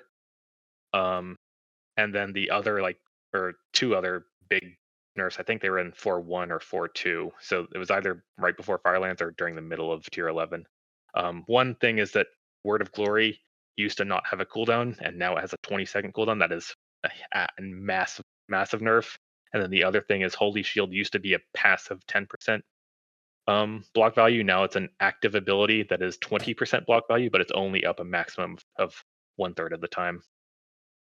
Paladins just are more bursty, and they have a lot less healing in general. And Word of Glory, when it had no cooldown, was able to be kind of like a half raid healer, if you will, just like spot healing everyone who took damage. So I remember back in the day, like, hey, Magma does this huge fire AoE.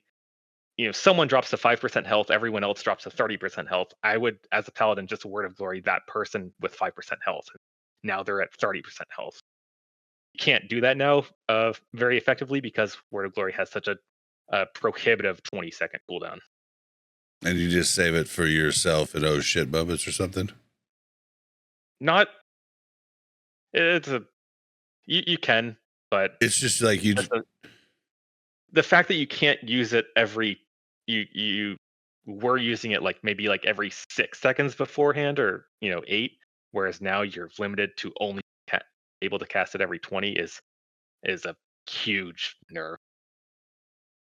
Yeah, well, and blood decay just I feel like this part was a mistake because it really feels bad to have anything but a blood tank. Right. And I mean really bad. Like it felt bad in Wrath to have anything but a paladin tank, right? But you could still do all the hard modes. I did all the hard modes, Algalon, everything with a warrior tank, which was supposedly the worst, right? It was doable. It just wasn't great. But this feels like you're just being an idiot if you don't bring a main tank blood tank, because they're literally another healer. I watched the healing charts, and they are just literally the main tank healer. Once Prot Pally gets to 100% block value, 100% unhittable, so they mitigate every single hit. They will just take so much less damage than blood decays that you'll start seeing them main tanking.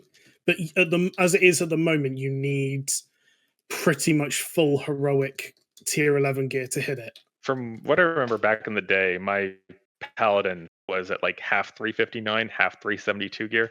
So that's half normal mode gear from this raid tier and half heroic mode gear from this raid tier. That's when I hit the block cap. Yeah, at the moment, survivability hit or increase at that point. At the moment, I'm pretty sure even in full BIS, 372 and 379 from Sinestro and everything, you would need, I think you hit 101.7% and you need 102.4 or something. Is that counting raid buff, the Horn of Winter and stuff? Yeah. Because I don't think there was any nerf that would make it harder to hit from what I used back in the day. I guess I don't know if you're also using mastery trinkets or stam trinkets. Yeah, so this is full focused on mastery. Okay. They got hit with, I believe it was also in Dragon Soul, they took a scaling nerf as well for mastery. Okay, I'm not aware of that, so I could be missing something. Yeah, so we genuinely believed, going off private servers and stuff, it would be full BIS tier 11 or early Firelands. Firelands, you'll start to see Prot Pally's main tanking, because Prot Warrior got a similar treatment where their mastery scaling was nerfed heavily. And Prot Warriors went from being one of the best off tanks just because of how vigilance works and the fact that they're unhittable. So every time they're taking damage, they're just taking none because they've got cooldowns rolling, to one of the squishiest tanks until they hit, again, the 100% unhittable. So, yeah, I mean, we'll start to see them in Firelands, but it is a little bit sad that they didn't think to try and fix it somewhat in tier 11. In Cata Classic, right? Yeah, because this is the same thing we've dealt with kind of all through Classic. Is the way we remember things is not the way it turns out because we're on the last patch every time. So it's often very weird. In Wrath, Combat Rogue ruled in Old War. They fucking ruled. They ruled everything. They didn't rule shit for the entirety of fucking Wrath because of the bullshit at the end. Oh my god. So yeah, I don't know. It's cool, but there's different little things that they should really look into. Like Red Paladin was way different in Wrath too because of that. I think it was just the taunt glyph that they changed. I think they've smashed it with healers and DPS. I think they're in such a good spot. I wouldn't be opposed to them doing like a minor change just to get, because Feral Druids are fine. Blood DKs are probably a little bit too strong. But if they just brought Prop Pally and Warrior up to be somewhere reasonable right now, I think it would be in such a good spot. Yeah, dude, you talked about healers. Let's talk about healers. Because I've been doing heroics with Mel, and I'm just like cruising along, just like chilling, like shit's pretty easy. And poor Mel is like sweating, like fucking. She playing holy or disc? Disc. And she's just like, just cracking up. It's not spam shield on everyone anymore. Go to sleep. Yep. I mean, well, like, and I mean, she's always healed. Like, she's good at it. It's just like so many people got a DPS to heal. Stand in shit. There's so much shit to stand in, and so many people just love to stand in it. Like, I mean, it's hilarious. Like, guys, download GTFO. It stands for get the fuck out, and it'll make an annoying noise that'll make you fucking move. Like, it's fucking great. Like, but get it. Like, because, I mean, people just stand and shit, and they just don't get out. I'm like, do you not play with sound? Like, what the fuck? But my vengeance. Oh, my gosh. So I've got a Resto Chamois who's now got a little bit of gear. He's not poorly geared, and I only heal heroics now with Healing Rain. If you're not in my Healing Rain, then you ain't getting healed. Like, genuinely, because I'm a DPS. I'm 100% just a DPS with a Healing Rain. Healing Rain is pretty good. I was standing in it for, we converted, Hammer went from Elemental to Resto. We'd ran 3 healers to kill, to kill 10-man Neff this last week. I don't think we'll have to do it this week, but I loved just standing in there. I was just like, I'm good. Felt cozy. But yeah, it's so funny. This seems like it's separating the real healers from the, like, not real healers. Seems like it's more about knowing how your class works. I think Disc is also probably the hardest example to give on that, because so much of their kit is revolved around atonement healing, and atonement healing isn't fantastic until you overgear heroics. Like, Resto Druid just spams hots on the group and kind of just ignores life. Holy Pallies I've seen just AFK and like occasionally throw a heal out. Like, I don't think any other healers really struggled with heroics massively. Disc, I've heard some people say that Disc is in a bad spot in heroics just because they haven't got the raw healing that other classes do, because so much of their kit is atonement based. So, but in raids, they are god tier. Yeah, well, and she's like, and from what we hear, so we have a Resto Druid and a Disc Priest and a blood main tank. From what I hear, that's pretty damn good, right, for healer tank setup? Because, like, yeah, I think min max optimal is Holy Pally Disc Priest, but it's certainly nowhere near as strong compared to the other comps as it was in Wrath. I think people are going with Holy Pally Disc Priest just because it's what people have been used to. When people start trying out that Resto Druid Disc Priest, I think people are going to be surprised. That's how I progged all of Heroic Firelands with on a private server. We used Disc Priest, Resto Druid, and I would not change back to a Holy Pally on that. It seemed really good because, I mean, basically the tank's just kind of taking care of himself for the most part, and like they're just like healing up the raid, like, and it seems like they've got all the tools to like stop, someone starts taking a bunch of damage, shield. Oh, I do have a question for you guys because I got ripped up in the comments of the last episode.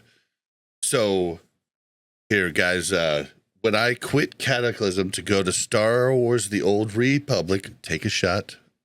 the guys in the chat or the guys in the comments created a drinking game. Before that, I had taken over Mel's priest, and I was healing for the first time. She was holy when we quit Cata, or when she quit Cata. I switched it to discipline. I went in to our 10-man raid first night, and I just blew our other healer out of the water. I did like basically 3 times what he did. In heals, and not over healing either. Like, but I was doing a strategy where it was like basically like penance tank, penance people who might be like really low, smiting the boss, and then I was using shield on people who started to take damage. I put a shield on them, pop a renew right after that, move on to the next. But everybody's telling me you don't do shield really at all now. And I'm like, really? Like, is it maybe something that changed from the first patch to the last patch or something? Or because I know for sure I was doing it and it was badass. Like, I wasn't shielding everybody like Wrath. I was just, if I saw someone start to take any damage, I would shield them, renew, move to the next thing to try the next, whack-a-mole that I had to go to. I mean, I haven't played much of my disc yet, but as far as I know, shields are basically used to proc Rapture for mana back. That's about it. And like, unless a mechanic is coming where, you need the preventative damage, like Neff Crackle, when you get 10% health, 10% lower health. Like throwing a couple of shields out before then is great, but yeah, I mean, as far as I know, they're I don't even think they use Renew, to be honest. I can't remember one time that our Disc Priest in our 10-man has used Renew. Yeah, see, a lot of people say that, but yeah, it's weird. He might be a bad example because he doesn't even give anyone PI either. So yeah, see, and I know for a fact, I mean, I wasn't using it on everybody, but everybody in the comments were like, you're run out of mana. And I was thinking to myself, I didn't run out of mana. I don't and I remember I used the Icy Veins guide. Like, I just literally read the guide, did a bunch of like studying for a week, and then went into raid and just blew everybody out of the water with like how much heals I did. So I'm so confused because with the amount of people that commented, I'm thinking that like I'm wrong. So like I'm trying to figure out why I'm wrong, because I know I did that. I know that's what happened. But one thing is that I think in 406, Disc got a huge healing buff. Like Blizzard just tripled the healing from everything that Disc did. So like before that point, you were playing Holy unless Disc was basically a 1-button spec. Before that point, it was just used for barrier. But after that point, it became like an actual healer. So maybe that has something to do with it. I don't know. I wish I knew, because I was trying to help Mel, and she was like, that sounds wrong. And I was like, well, I don't know. You did say she was playing Holy, right? No. She was playing Holy in original Cata. She's only played Dis in this. And like, so maybe she should set up like a second spec to do heroics, like Holy. Like, would you say that's a good idea? Holy is probably easier for heroics, but I don't know. She's been stressed the fuck out like every time we do heroics. I mean, Holy definitely makes that easier. You just keep renews up on people and refresh them with the chakras. But yeah, I mean, a little bit of gear goes a long way with Disc as well. When your atonement starts doing just ridiculous amounts of healing, because it's smart healing as well, so it's very rarely going to be over healing. Oh, which they fixed some of that. They made pets appear 50% healthier than they actually are, so that your atonement healing would go to people and not pets. It would prio people unless pets are like really low. One thing is that healers just healers just scale like to obscene levels in Cataclysm. I think it's one of like the game's biggest flaws is that healers scale too quickly, and so yeah, at low levels of gear, healers feel absolute crap, like absolute crap. So I don't know how geared Mel is, but if she's under geared, She's under geared. Yeah, okay, that's exactly why then. Yeah, yeah. I would definitely be going holy then until like you get a little bit more gear, and then I think like a little bit of raid gear, go back in as disc, and then just laugh as you only DPS the entire run. See, disc priest sounds like right up my alley for healing. I just remember loving it in BGs. I mean, I was just this little goblin, and you couldn't fucking kill me to save your life, and I was just keeping everybody alive and doing DPS. And oh man, I love disc. Yeah. Disc is going to be one of my next characters I level to 85. Yeah, I've got a level 80 priest, so I might do it too. It just kind of depends, like how much time I have, because rated battlegrounds sound fun. Now, explain rated battlegrounds to someone who quit Cataclysm before they were in. Well, they're battlegrounds, except if you play for rating, it's like you do your arenas for rating, you win or lose. You know that's the obvious. You gain points based on how good the team was that you beat or lost to. I don't know. It's not much to explain. I'm not gonna lie. I'm glad you said that because I couldn't think of a non-sarcastic way to answer this. I do know that they changed the mechanics of like graveyard rezzing. I just don't know specifics. I don't do a whole lot of PvP, and I even less of rated battlegrounds. So I think like the graveyard res timer is a lot longer than it is for regular battlegrounds. There may be like the damage taken increase for flag carriers. I'm forgetting. I think that works. Just that's the normal mechanic, though, isn't it? Where it's is it? I'm not entirely sure. Maybe it's a later retail expansion thing where like tank specs, if they got the flag, took an additional damage taken increase. That I'm sure that came in original Cata because you had like tanks were being obscenely tanky while running like full DPS stuff from Dragon Soul. But I don't know if that's the case how it is now. I haven't done any yet. I plan on doing them. I just haven't had time between 100 different raids.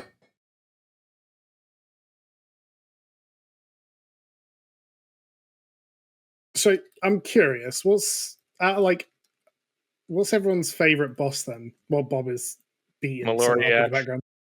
God, why? Oh God. I don't know. I just like the sheer number of stuff to do, and it has the BIS title. Can't say no to the BIS title. Can I ask what strat you're doing on Maloriak then? Oh geez.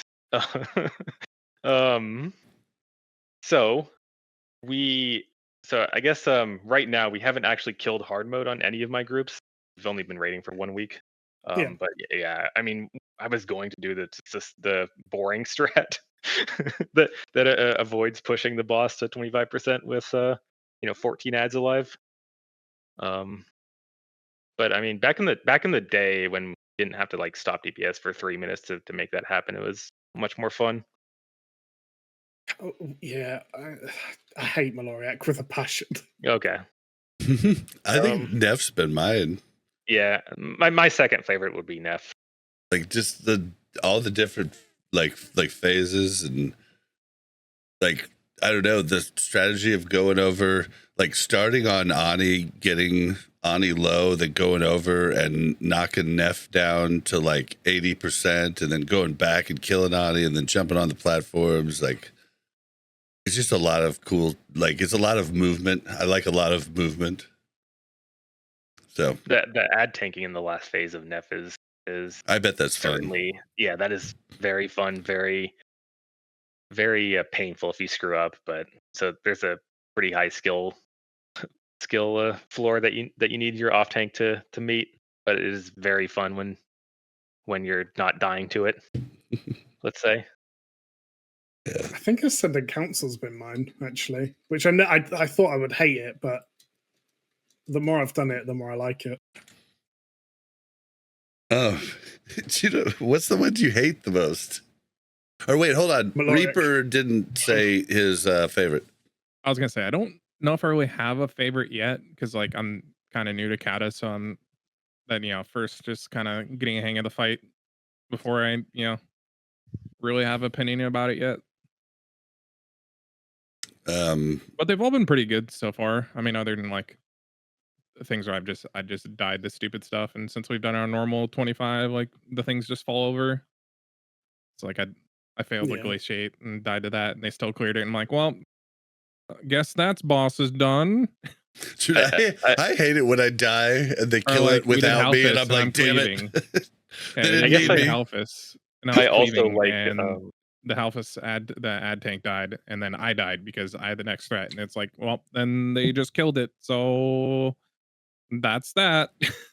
I also like Omnitron specifically on heroic because it's just mechanic overload, but not nothing is lethal by itself. It's only if you screw up like multiple things in quick succession is when you start having people die.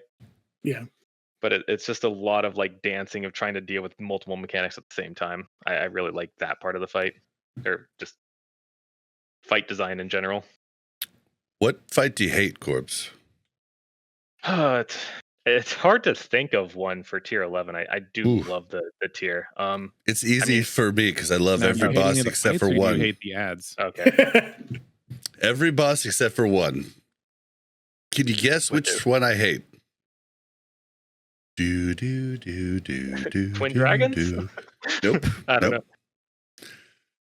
Twin Dragons is pretty fun. I'm still not exactly sure how everything's fucking working there. Like, I'm really not. Like, I'll be honest, dude. Melee's gotten a pass. There's like our jobs oftentimes are not nearly as hard as what I see the ranged and the healers have to do. I'm gonna guess that your least favorite, and this is gonna be my least favorite, is Atremides. Is that right for you? Wait, hold on.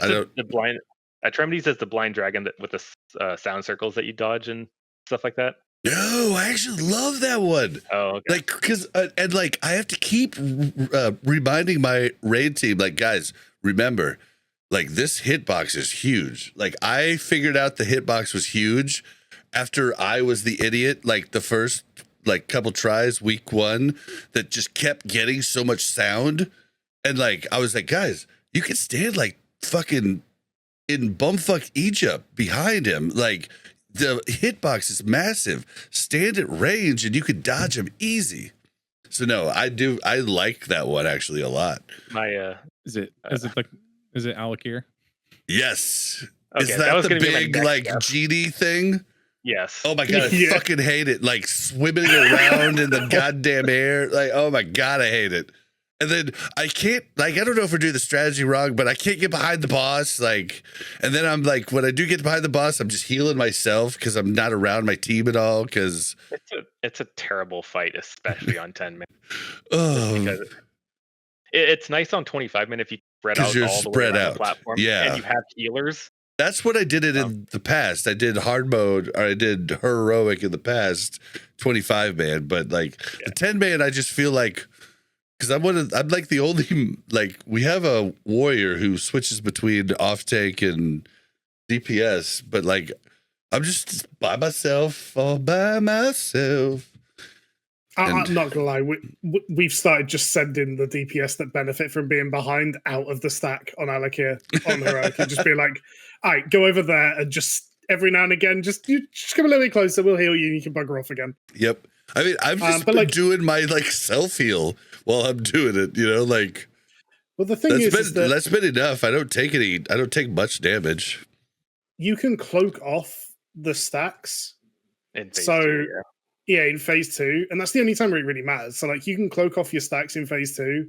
So rogues, rep pallies can all Unholy like pretty much look. Any DK with AMS. Yeah, can go and like look after themselves. I think it's a fight you'll probably enjoy more on like with gear and once like pass strats come in. Because it's a fun fight just to zerg down. It's just, I don't know, man. It's like, but yeah, that's the only fight that I think I just like don't like. I think every other fight is great. I think the one thing I hate on that fight is the dodge of the tornadoes. Yeah, that's another one though where like I gotta stop doing damage. I can't do damage anymore, but the range can still do damage. Well, the hitbox is really big though. Like it's like the gap has to be real far out for you to not still be able to do damage. Or like third to last out. Yep. And it's like the RNG on that, at least when we did it. That's what I saved. It was almost everyone was like that too. Yeah. Like those back two slots.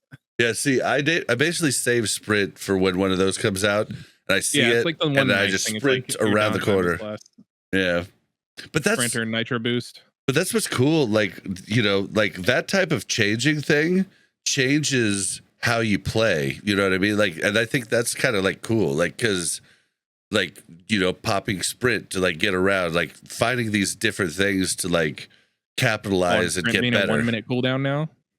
Yeah. I mean, so many of the cooldowns, it's just like, I have to remind myself that shit's back up. Like, cause I'm just like, I don't like my internal clock doesn't think about it. Then when I go back to Sod, I'm like, dude, I went and did my Sod raid Reaper, and I'm like, and there's another rogue Kef who usually does. We do about the same damage, right? He might be a little bit better than me. I'm not sure, but like, I was like getting my ass kicked, and then I was like, what is going on? And then I realized I was using fucking Eviscerate instead of Envenom because I had been playing so much Cata. Like, and I like had my buttons very similar. I was like, oh I man, it in the Evis spot in my PV spec on that's Sod. Well, that's what I'm gonna be doing now. Bar. Yeah, that's what I'm gonna do now because like I'm gonna have to because I was forgetting constantly. And my DPS was like, I was like, what's wrong? Yeah, it's just so much damage now, especially as combat. You're just like, finally, Eviscerate is actually worth pressing. Yep. Not gonna lie, Enhancement feels exactly the same. None of the buttons that I have to press on Cata are any different to Sod. I have to maintain my totem. Storm Strike and Lava Lash have the same cooldown. Shocks have the same cooldown. Nothing's changed for me. Well, yeah, but for Rogue, like for our current spec in Assassination, using Eviscerate is literally just griefing the range. Like it's so bad, but it was killing me because like I was like the first half of the raid that I realized because like you know it's just muscle memory for a lot of stuff, and I was just like, oh, I'm hitting Eviscerate half of the time. Damn. So pretty funny though. So okay, so like something else I've noticed that's big, kicking in Cataclysm. Kicking interrupts is huge, and I love it. But like it's weird to see mages actually interrupting. I'm not used to this. Like I'm used to mages, they don't even have it on their fucking bar. Like yeah, I think now almost all like through every Classic, class has at least like one interrupt. Really? Okay, so is that? Oh, see, I didn't even know that. Yeah, so like paladins were given an interrupt, and that's like any spec paladin. So even holy paladins have an interrupt. It's actually one of the stronger interrupts. Hunter has like a weird interrupt now too. It's got like a weird which cooldown though. Or paladin or what? Hunter. I think Hunter has a kick also now. I don't think hunters have a kick. They have scatter, but they don't have kick. I think kick is only marksman, or silence is only marksman. Silencing shot probably interrupts, if I had to guess, and PE. Yeah, I bet. Let's ask our friend Google. Yeah. One thing is like druids were given an interrupt on a 1 minute cooldown. So like any spec druid can go into bear form, pop in rage, and press skull bash, which is their interrupt, but that's on a 1 minute cooldown. Feral has talents to reduce that to a normal 10-second cooldown. But yeah, aside from maybe a couple classes, everyone has an interrupt. Yeah, it looks like with like Hunter, it might be similar to like all their buffs that they bring. It might be like pet related for their kick. I don't actually. Yeah, I don't know about pets, but I know hunter based. The only interrupt they have is marksman, but Yeah. our hunters loving it because he hasn't got to interrupt anything. Well, it's just so important, even in heroics and stuff now, like to kick often.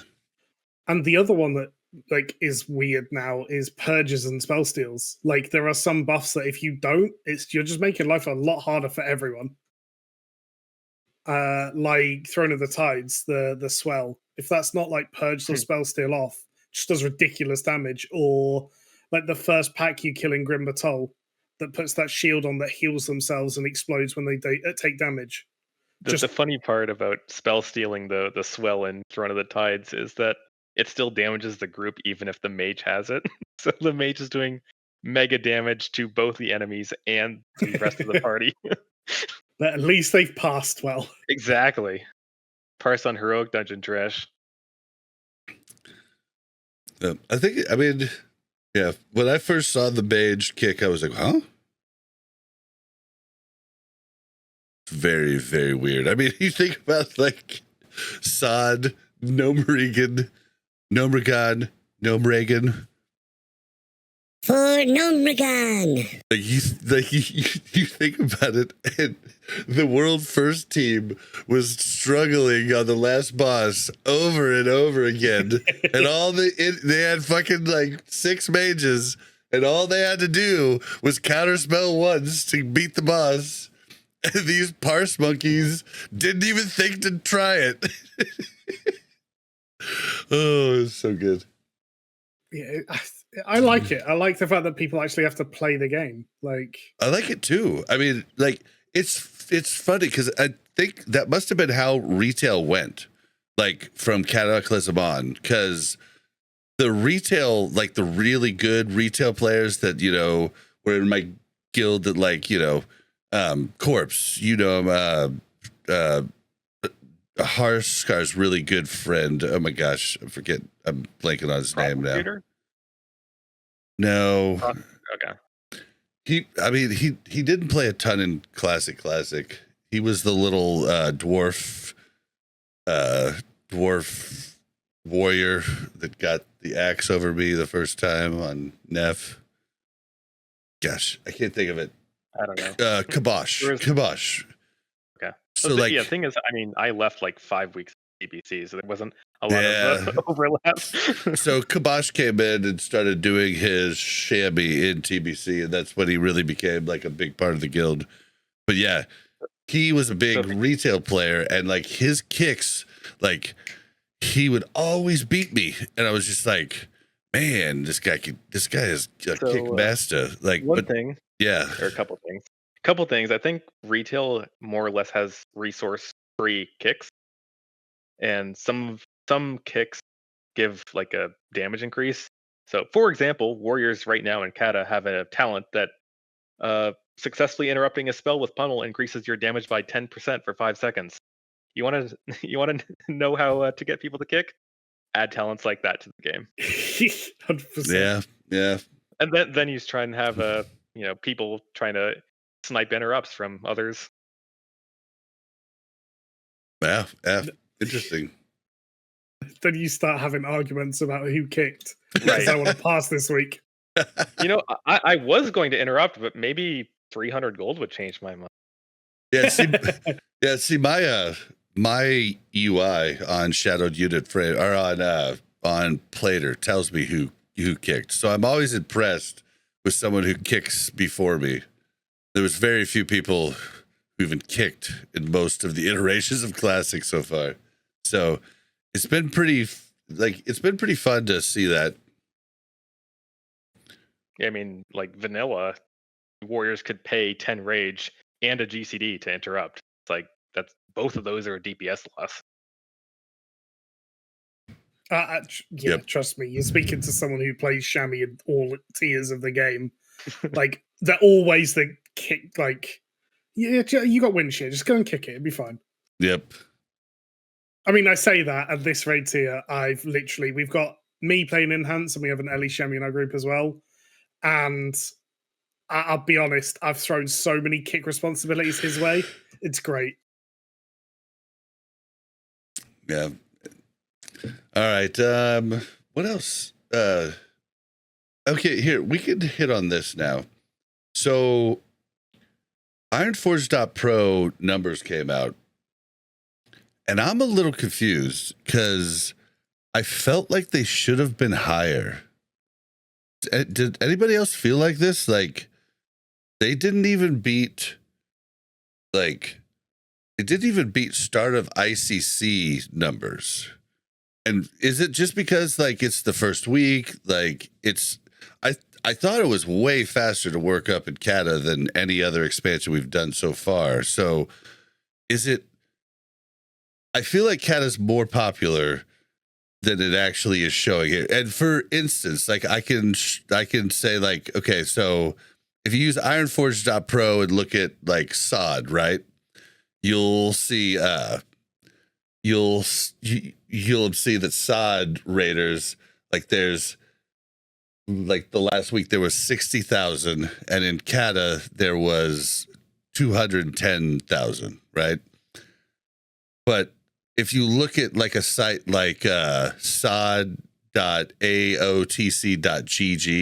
that uses the add-on that like polls people with with different names, you'll see that there's still like, about on the big servers about 25 to 35K people active, on it like this week, on each of the servers. So there's a shit ton more people playing than raiding. Is that what's going on with the Cata stuff here? Is it gatekeeping? Is it just that like people aren't taking people to raids unless they're BIS? Like, why is the number a lot lower? It's a lot lower than I thought it was going to be. Is it a lot lower than you thought it was going to be? The raids are more difficult to do. Certainly, first couple weeks of Wrath, you could just walk in with anybody in full clear Nax, no problem. Yep. Now I'm seeing a whole lot of people in LFG looking for a replacement on Neff for their group. Well, and Wrath did ramp up too. Like, it didn't start the first week, with its full amount of people.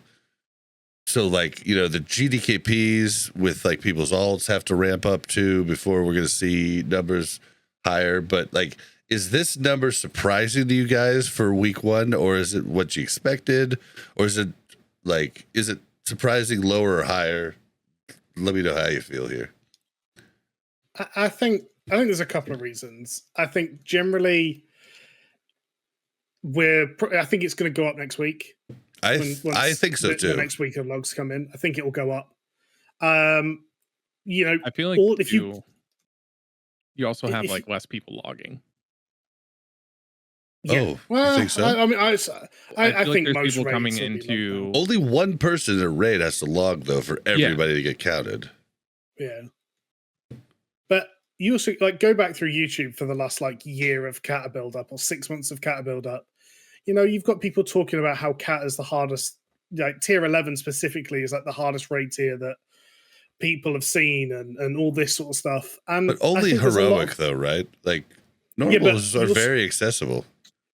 You also remember like this, we only realized the difficult, like the actual version of raids we were getting on the second round of PTR testing that happened about a week and a half before Cata was released. You also, and that's the other part. Beta was a complete shit show. Like it was a horrible state. Yeah. It wasn't marketed very well. It wasn't fixed. We had no communication. I guarantee there's people out there at the moment that aren't playing Cata that had every intention of it just because of that. That was literally the thing that I forgot twice. That I said I forgot what I wanted to bring up twice earlier in the show. That was literally it. Like the pre-patch. Like we were talking about them scheduling wise, and I think that's why Cata came out in the state it was, is because they had a set schedule they wanted to keep to for all the different other versions of WoW. But sorry, I didn't mean to interrupt. No, 100%. But like, I think there's a lot of people that are going to hold off just to see, or certainly wait just to see how Cata actually pans out. Is it worth playing? And I think over the next couple of weeks, we're going to see a lot of those people. Now that we know it's not a buggy mess, the raids have come out in a fine state. There's still a couple of bugs that are around, but they're not like game breaking. You know, the people who were curious but got put off by beta might come back and now give it a go. Yeah, so definitely. I still think that number will go up, but I mean, I think that for me has been the biggest thing that I've heard from people is that the pre-patch and the pre-patch and beta really put people off. Yeah, I can definitely see that. Yeah, it was just weird for me because I was expecting to see more like a number like 300,000, like just because of the amount of people SOD lost. Like I was thinking that they all went to Cata, but like it looks like the big chunk of SOD people that left are just taking a break from the game, like not even playing Cata. Like I think that's actually the case. I think there's a lot of people playing Cata that were playing SOD, but I think a lot of the SOD people are just like, that's what scares me about SOD Phase 4 is that like these people might have just quit. Like they might not be like on Cata and going to come back to SOD for the stuff. Like they might have just quit. Like, and that's what I'm scared of. I think there'll be a lot of people that are like, I mean, my sod guild has quit. So I stopped trading with Swamp after Phase 1, just because I didn't want to play it as much as I was playing Phase 1. Went to a group of friends, started playing. So we all grouped up, started playing towards the end of Phase 1 into Phase 2. The second they announced 20-man raiding in SOD, literally the week after we stopped raiding. Yeah, well, I mean, SODs or Swamp, we're still running 4 raids. I run 1, Knife Party runs 1, Bobka runs 1, and Maui runs 1. And like we're still, I mean, some of them are having to pug, but like my raid at least, and Bobka's raid, I know, and I think I don't check them constantly, but like we're still doing okay, but we're definitely having to like poke and prod people and be like, hey, don't forget Phase 4 is coming. You want to make sure your spot's still there. Show up to raid. It's an hour a week. Yeah. You know, like I've been surprised just from looking at trade chat of just how few raids are going on bug wise. I probably looked for, I don't know, a couple hours yesterday and found like 1 GDKP advertising. But I think, I think that'll ramp up though. Like I think that'll ramp up. Yeah, I don't know how really much of it is due to the SOD GDKP ban and that kind of just, you know, getting engulfed, or the that kind of spreading to Cata where people don't want to start GDKPs. That's just speculation on my end. What server are you on? Benediction Alliance. Because like I'm sat online at the moment, and like there's like in the last 30 seconds, there's probably been 15-20 raids going. See, we got on the PvP server last night to do Baradin Hold. Yeah, air quotes, definitely.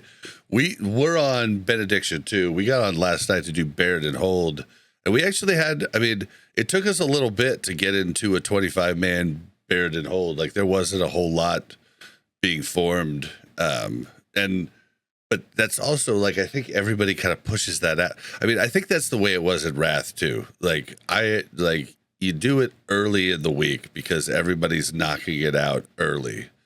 You know, like they're wanting to knock it out before they actually raid for real that week. There's with respect to Baradin Hold, there's a discernible skill gap in the groups that you get on Tuesday and Wednesday versus what you get later in the week, where it's people's like 5th alts that are bored out of their mind, like whatever, I'll do Baradin Hold on this, you know, this brand new 85 that just, you know, has 3 blues to it. Yep, we always finish that 25-man with 5 men standing. Yeah. So like my 4 characters, I think I did 3 Baradin Hold 25s, you know, day 1 when it released, and then the last character that I had, I did, you know, yesterday or something like that, or whatever. And the group was so awful. And I said like to a couple of friends, like if we had Bloodlust for the entire encounter, we still would have wiped 2 Enraged. The group was so bad. Wow. I have to say I've been pretty blessed this week. I haven't seen an Enraged timer yet. It's because like everyone's doing spec runs and like the fact that you're only getting, you know, 16-ish people trying to do the Baradin Hold Raid content week 1, the pug scene isn't up to that gear level to be able to do that reliably. Yeah, they're like used to Wrath, like later phases where that was easy to do. Right. I'm looking forward to the next Baradin Hold boss. I don't remember what he did. There's actual tactics. You have to bait pulls out, and then there's eyes that spawn that you have to like AoE nuke down with silencers and stuff.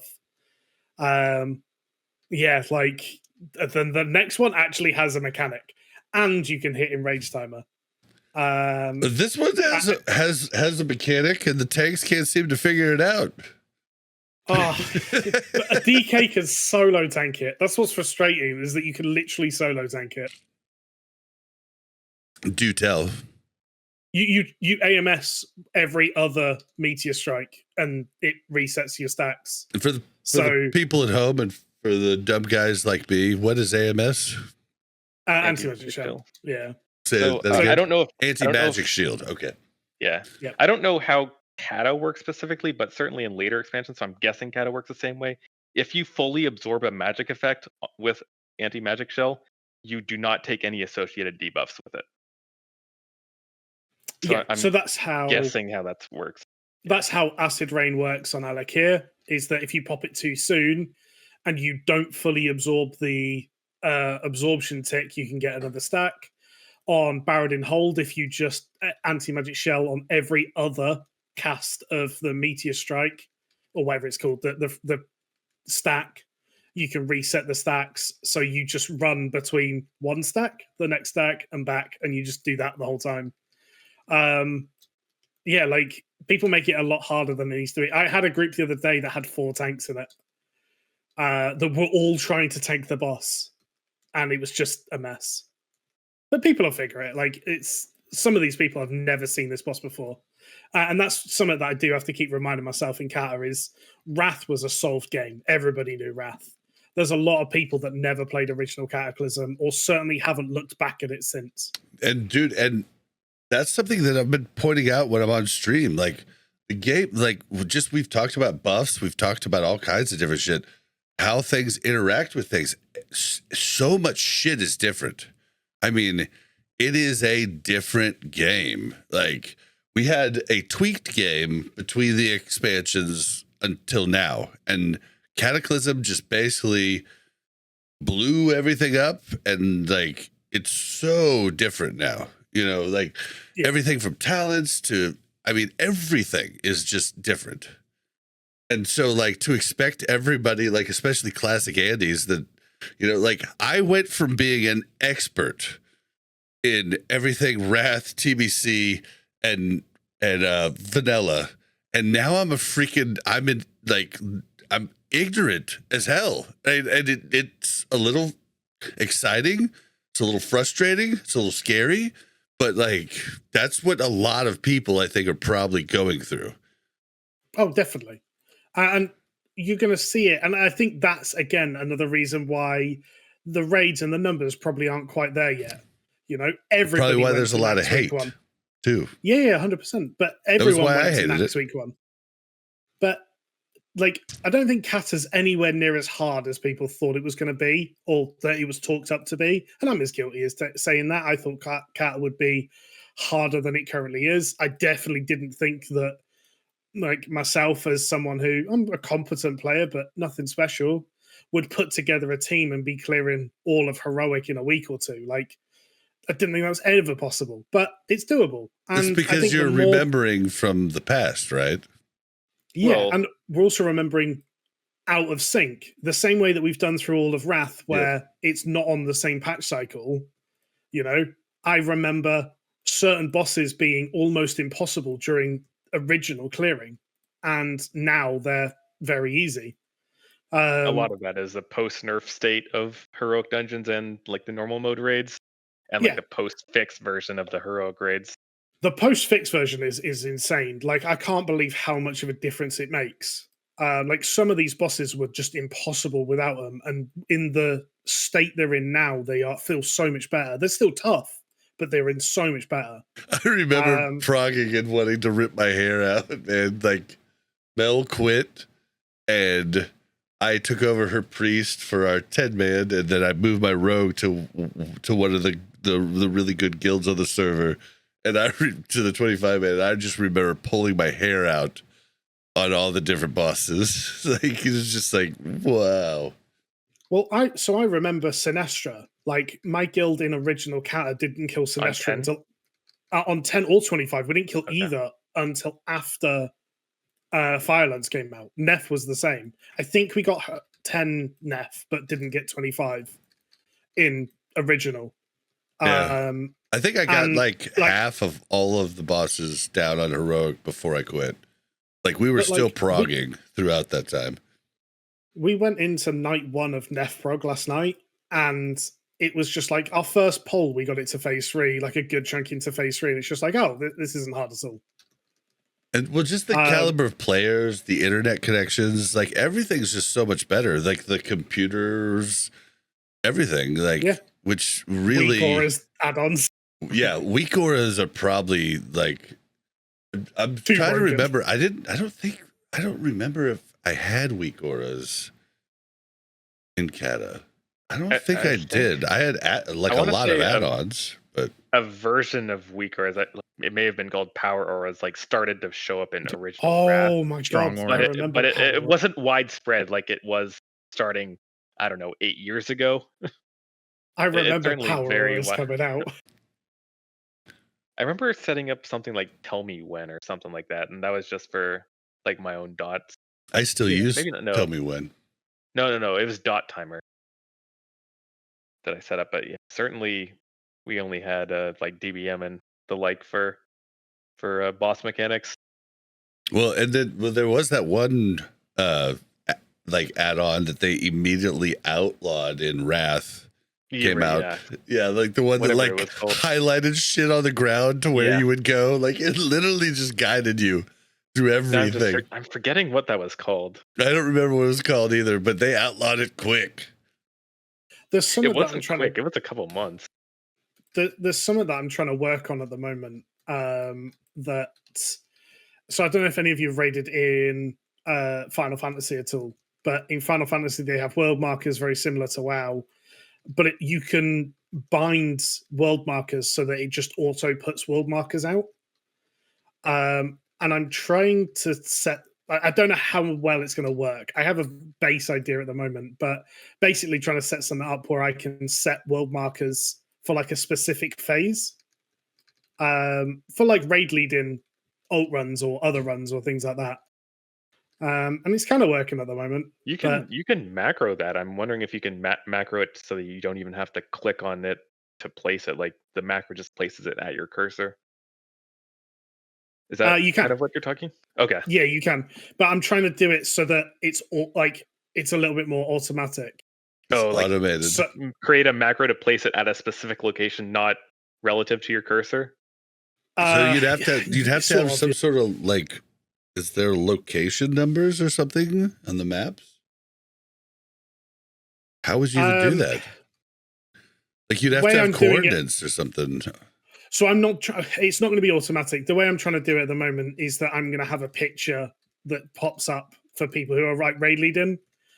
That you can place it. Hopefully, doing it through the mini map. So, like, the picture that comes up will have, like, mini-map coordinates, and then you can literally hover over the markers on the mini-map and press that cursor, and it'll work. That would be cool. Which doesn't break any TOS, I have checked.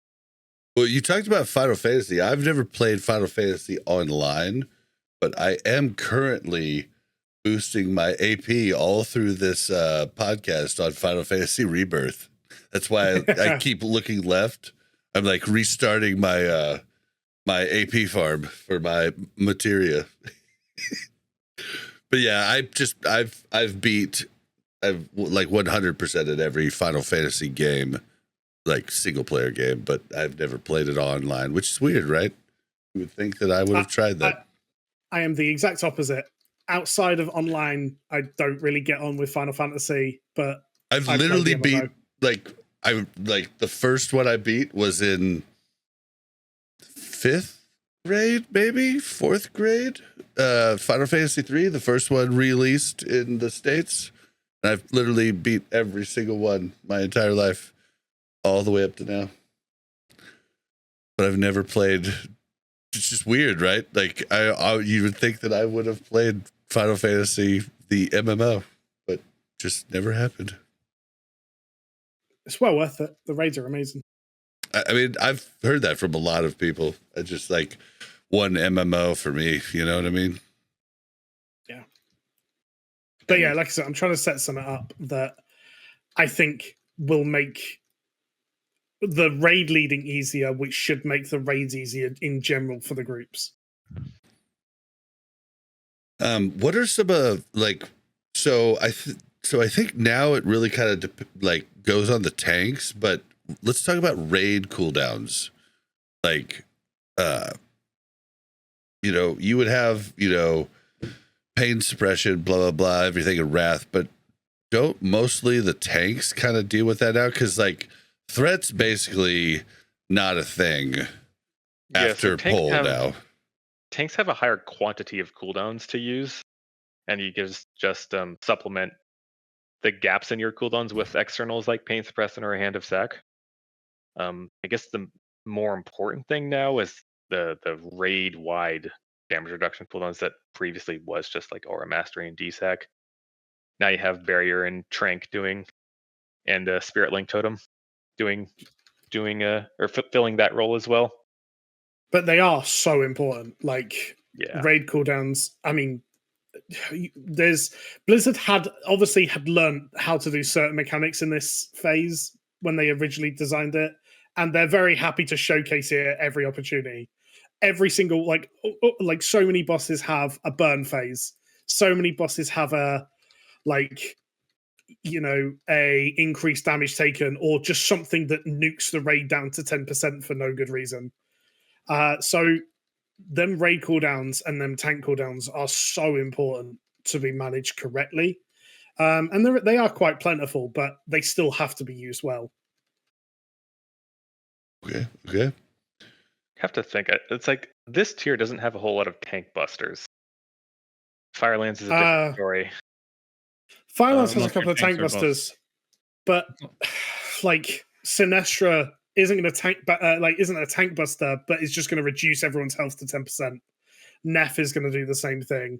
Yeah, Neff is certainly the tank buster of tier 11. Yeah, Chimeron is just a tank buster for the entire fight. Like Magmor, last phase Magmor, when you've got a Mangle, if you one tank it, can be stressful. Like there's a lot of tank damage in this phase in general. Okay. But that tank damage is also shared with the group most of the time. Like Neff is a prime example where the tank's getting hit hard, and he's going to take something that reduces the entire raid's health low as well.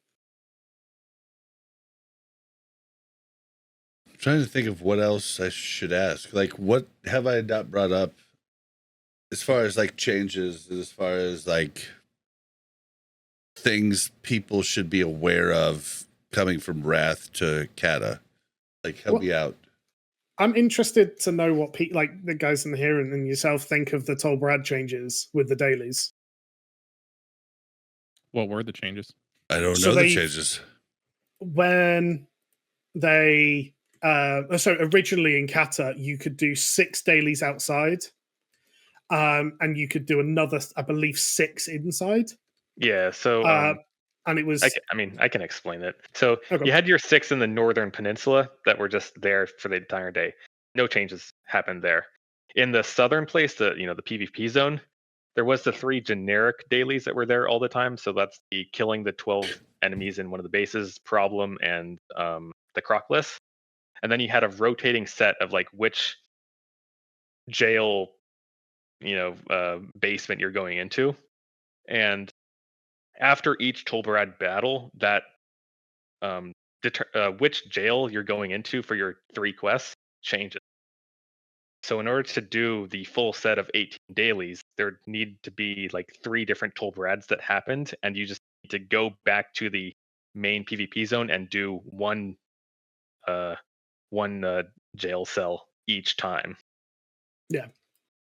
Whereas now they're just always up. Right. So now you have the full set of 12 dailies at a time.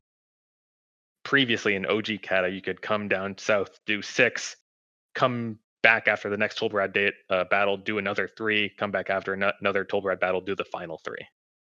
Well, so now you have 18 dailies you can do a day. Yep. Which sucks that you have to do them, but if you do them for 5 days, you will have enough to buy your trinket and be exalted. Right. As opposed to it was 10 days roughly before. I'm gonna pull the noob card and be like, why do I need to do Toblerone daily? Should I have been doing these? There's a big trinket for assassination rogue. There's exalted. There's a trinket for every class or every spec that is very important. There's also a tank, a 359 trinket. So if you have better now, it doesn't matter. But There's like some cool pre-patch, mounts. it would have been amazing. The 2 mounts are pretty cool. There's also a tank trinket, which realistically isn't just a tank trinket. Any group that's going for like hard heroic progression, I would say they need to have this trinket. Mainly Nefarian. Nefarian and Sinestra. It is you have to have it. Yeah. It's a mastery trinket with a 1 minute on use that gives you, I'm going to say all resist. I don't think it is all resist, but it's close to. Okay, it is. That's like gives you like 400 all resist. It works out to something close to like 35 to 40% damage reduction from those elements, which for certain fights is just like you have to have this. So like imagine Nef, for the first crackle, you can have everyone use the trinket for a raid wide. There's no partitioning requirements. Everyone just takes 35% less damage from that crackle. The next one, you can use one of your normal raid cooldowns, like a DSAC or the powered barrier or anything like that, or rallying cry plus spirit link totem. And then for the third crackle, well, the trinket is going to be back up on everyone because it's a 1 minute cooldown for some reason. It's so stupid. So I need to get on that then. Dang it. Yes. The main 6 on the peninsula are quite a bit of gold too for like dailies as well. It's not like crazy, but it's like not bad for like doing them in in like pre-raids. I was getting like 2-3k a day from doing that because like all of the prisons drop Ember Silk. So I was going back and selling like 5 stacks of Ember Silk a day from doing dailies. There's herbs and mines on the main isle as well. So you could make an absolute fortune. I think it's probably too late to do that now, but you'll still make a K or so gold a day by just doing your dailies. I'm so bad with the bag space right now. Like I've got all portable holes and like, I just haven't gotten rid of all my like old Wrath shit. So like, yeah, it's bad. It's bad. So tanks need to be using that trinket, I think, on like 4 or 5 different fights, just for survivability purposes. And then the entire raid really wants those trinkets on both Nef and Sinestra, so just 2 fights. Bob, you're a rogue, so it's not as important for you to get that because you have a broken ability called Feint. It is Feint. Oh, Feint. So you can have have Feint. Did they change Feint to where it was like just 50% like AoE damage? Yeah. I forgot about that in Wrath. Jesus. Feint is why did I use that? Oh my god, I should be using that. Yeah, especially with the glyph, it's 0 energy. I'm an idiot. Sorry. Yeah, Feint is broken. It was broken in Wrath. I forgot to freaking use it. Oh my god. See. Yeah, Cata's the exact same. So I mean, you can push Feint for every crackle on Nef. So gonna do that next week. Should you choose to use it, is not reducing as much damage. It's going to be reducing like half as much damage compared to everyone else using it. So any particular raider using that trinket to stop a Nef crackle will reduce, 20,000 damage from that crackle, whereas a rogue would only take 10,000 less damage from that crackle if they use both Feint and the trinket. Or for some reason your tank is not turning Oni when she does the cone, you just keep doing that. My first guild that we were running it with was just tanking those through like AMZs and barriers. It's the best way to do it. And I would just press faint in it too, and I'm still taking less. I would just take no damage, and everyone would take like half their health, if not more. Oh, they'd pop like an AMZ through it, or like a barrier through it. Yeah, see, I'd almost rather the tank not move because I could find the little sweet spot like right there. You know, we don't have our tank move ever. Yeah, I actually asked our tank. We were doing that. He was moving. I was like, dude, I'm like the only DPS here standing here. Like, you don't need to move it. Like, I can just move. Like, you can just relax and do your thing. Like, because I can find a sweet spot where I don't get both. But like, if he moves it, I'm always like late to like move out of the way, and I get smacked by the tail, and I'm like, damn it. All right, well, I should have been using Fate. Jesus. Being smacked by the tail isn't that big of a deal. It can kill tanks because the healers get stunned for 2 seconds, but normally it's not that big of a deal. Yeah, I just feel like everybody else can move easier and know where they're moving to rather than the tank moving it and like everything being on him. Like, because like bosses move weird sometimes. So I don't know. I just feel like the DPS generally just put all the casters like in the middle of the room in between Neff and Ani. That's what we've been doing. They don't have to move if the tank is rotating the dragon, if you care about the Ani's lightning damage. It just doesn't seem like much. It just doesn't seem bad. In my groups, I'm tanking the ads in phase 3, and I'm very comfortable with that. I did that back in OG Wrath or Cata on hard mode, so I'm just having my groups just kill Ani just all in phase 1, and we're just doing the 100-0 Neff burn in phase 3. Really? So it's like we don't even get we get like 0 or 1 Ani lightning abilities. It's just a lot easier to deal with. It's even more pressure on your OT in the last phase to make the ads not kill them. Well, I mean, are you lusting P1 or no? Nope. But this is only normal mode. I know for hard mode when people do that, I think they do lust phase 1. Yeah, we're lust in phase 1. We're having one tank take both dragons, and we're lost in phase 1. Oh yeah, that's like a 10-man strategy, isn't it? Yeah, it works in 25 as well. Really? Okay. Yeah, you just kill Elixir before it matters. Right. You don't bother with crackles. Our damage is just so much higher than where it should be right now. That like one of the hard things on Neff was its enrage timer. And that just doesn't exist anymore. Like the enrage timer doesn't matter. So, well, is there anything else that anybody wants to bring up? There's a million things we could talk about. Like it's so different. Everything's so different. But is there anything you guys want to hit on before we start closing out? Not really. Okay. All right. Well, then I'm gonna start closing this out. Don't forget to follow us on Twitter at WC Reloaded. You can follow the Mash Those Buttons Network at the Mash Network. If you want to send us an email, it's wcrpodcast@gmail.com. If you'd like to join the Discord, it is warcraftreloaded.com/discord. If you want to get a Rested XP guide for Cata, it's it is faster, guys. I'm just saying, like it just points you in the way. But use the warcraftreloaded.com/restedxp or use the link in the description. If you want to check out our Patreon, that's all pretty much everything's at warcraftreloaded.com. Just check it out there. You can see whatever you want to see, and yeah. Where can we find you, Corpse? Nowhere. I don't do social media.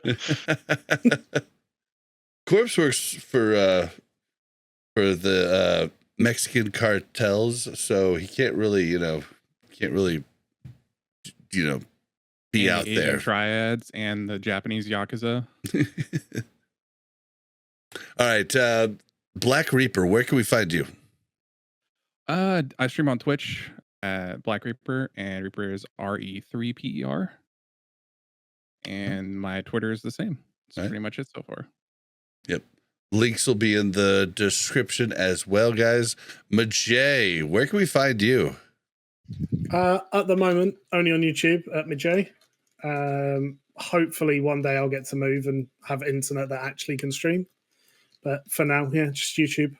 Gotcha. And that's Mijae for anybody wondering. And what's the type of content you do for the people that don't know?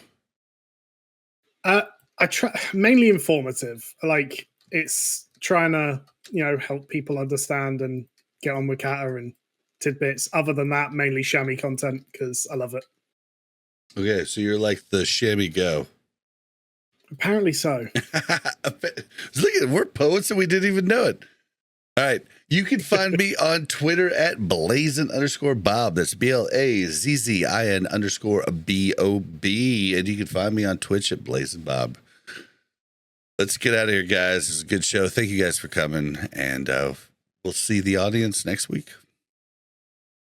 No problem. Appreciate being on. Bye. Yeah, thanks for the invite.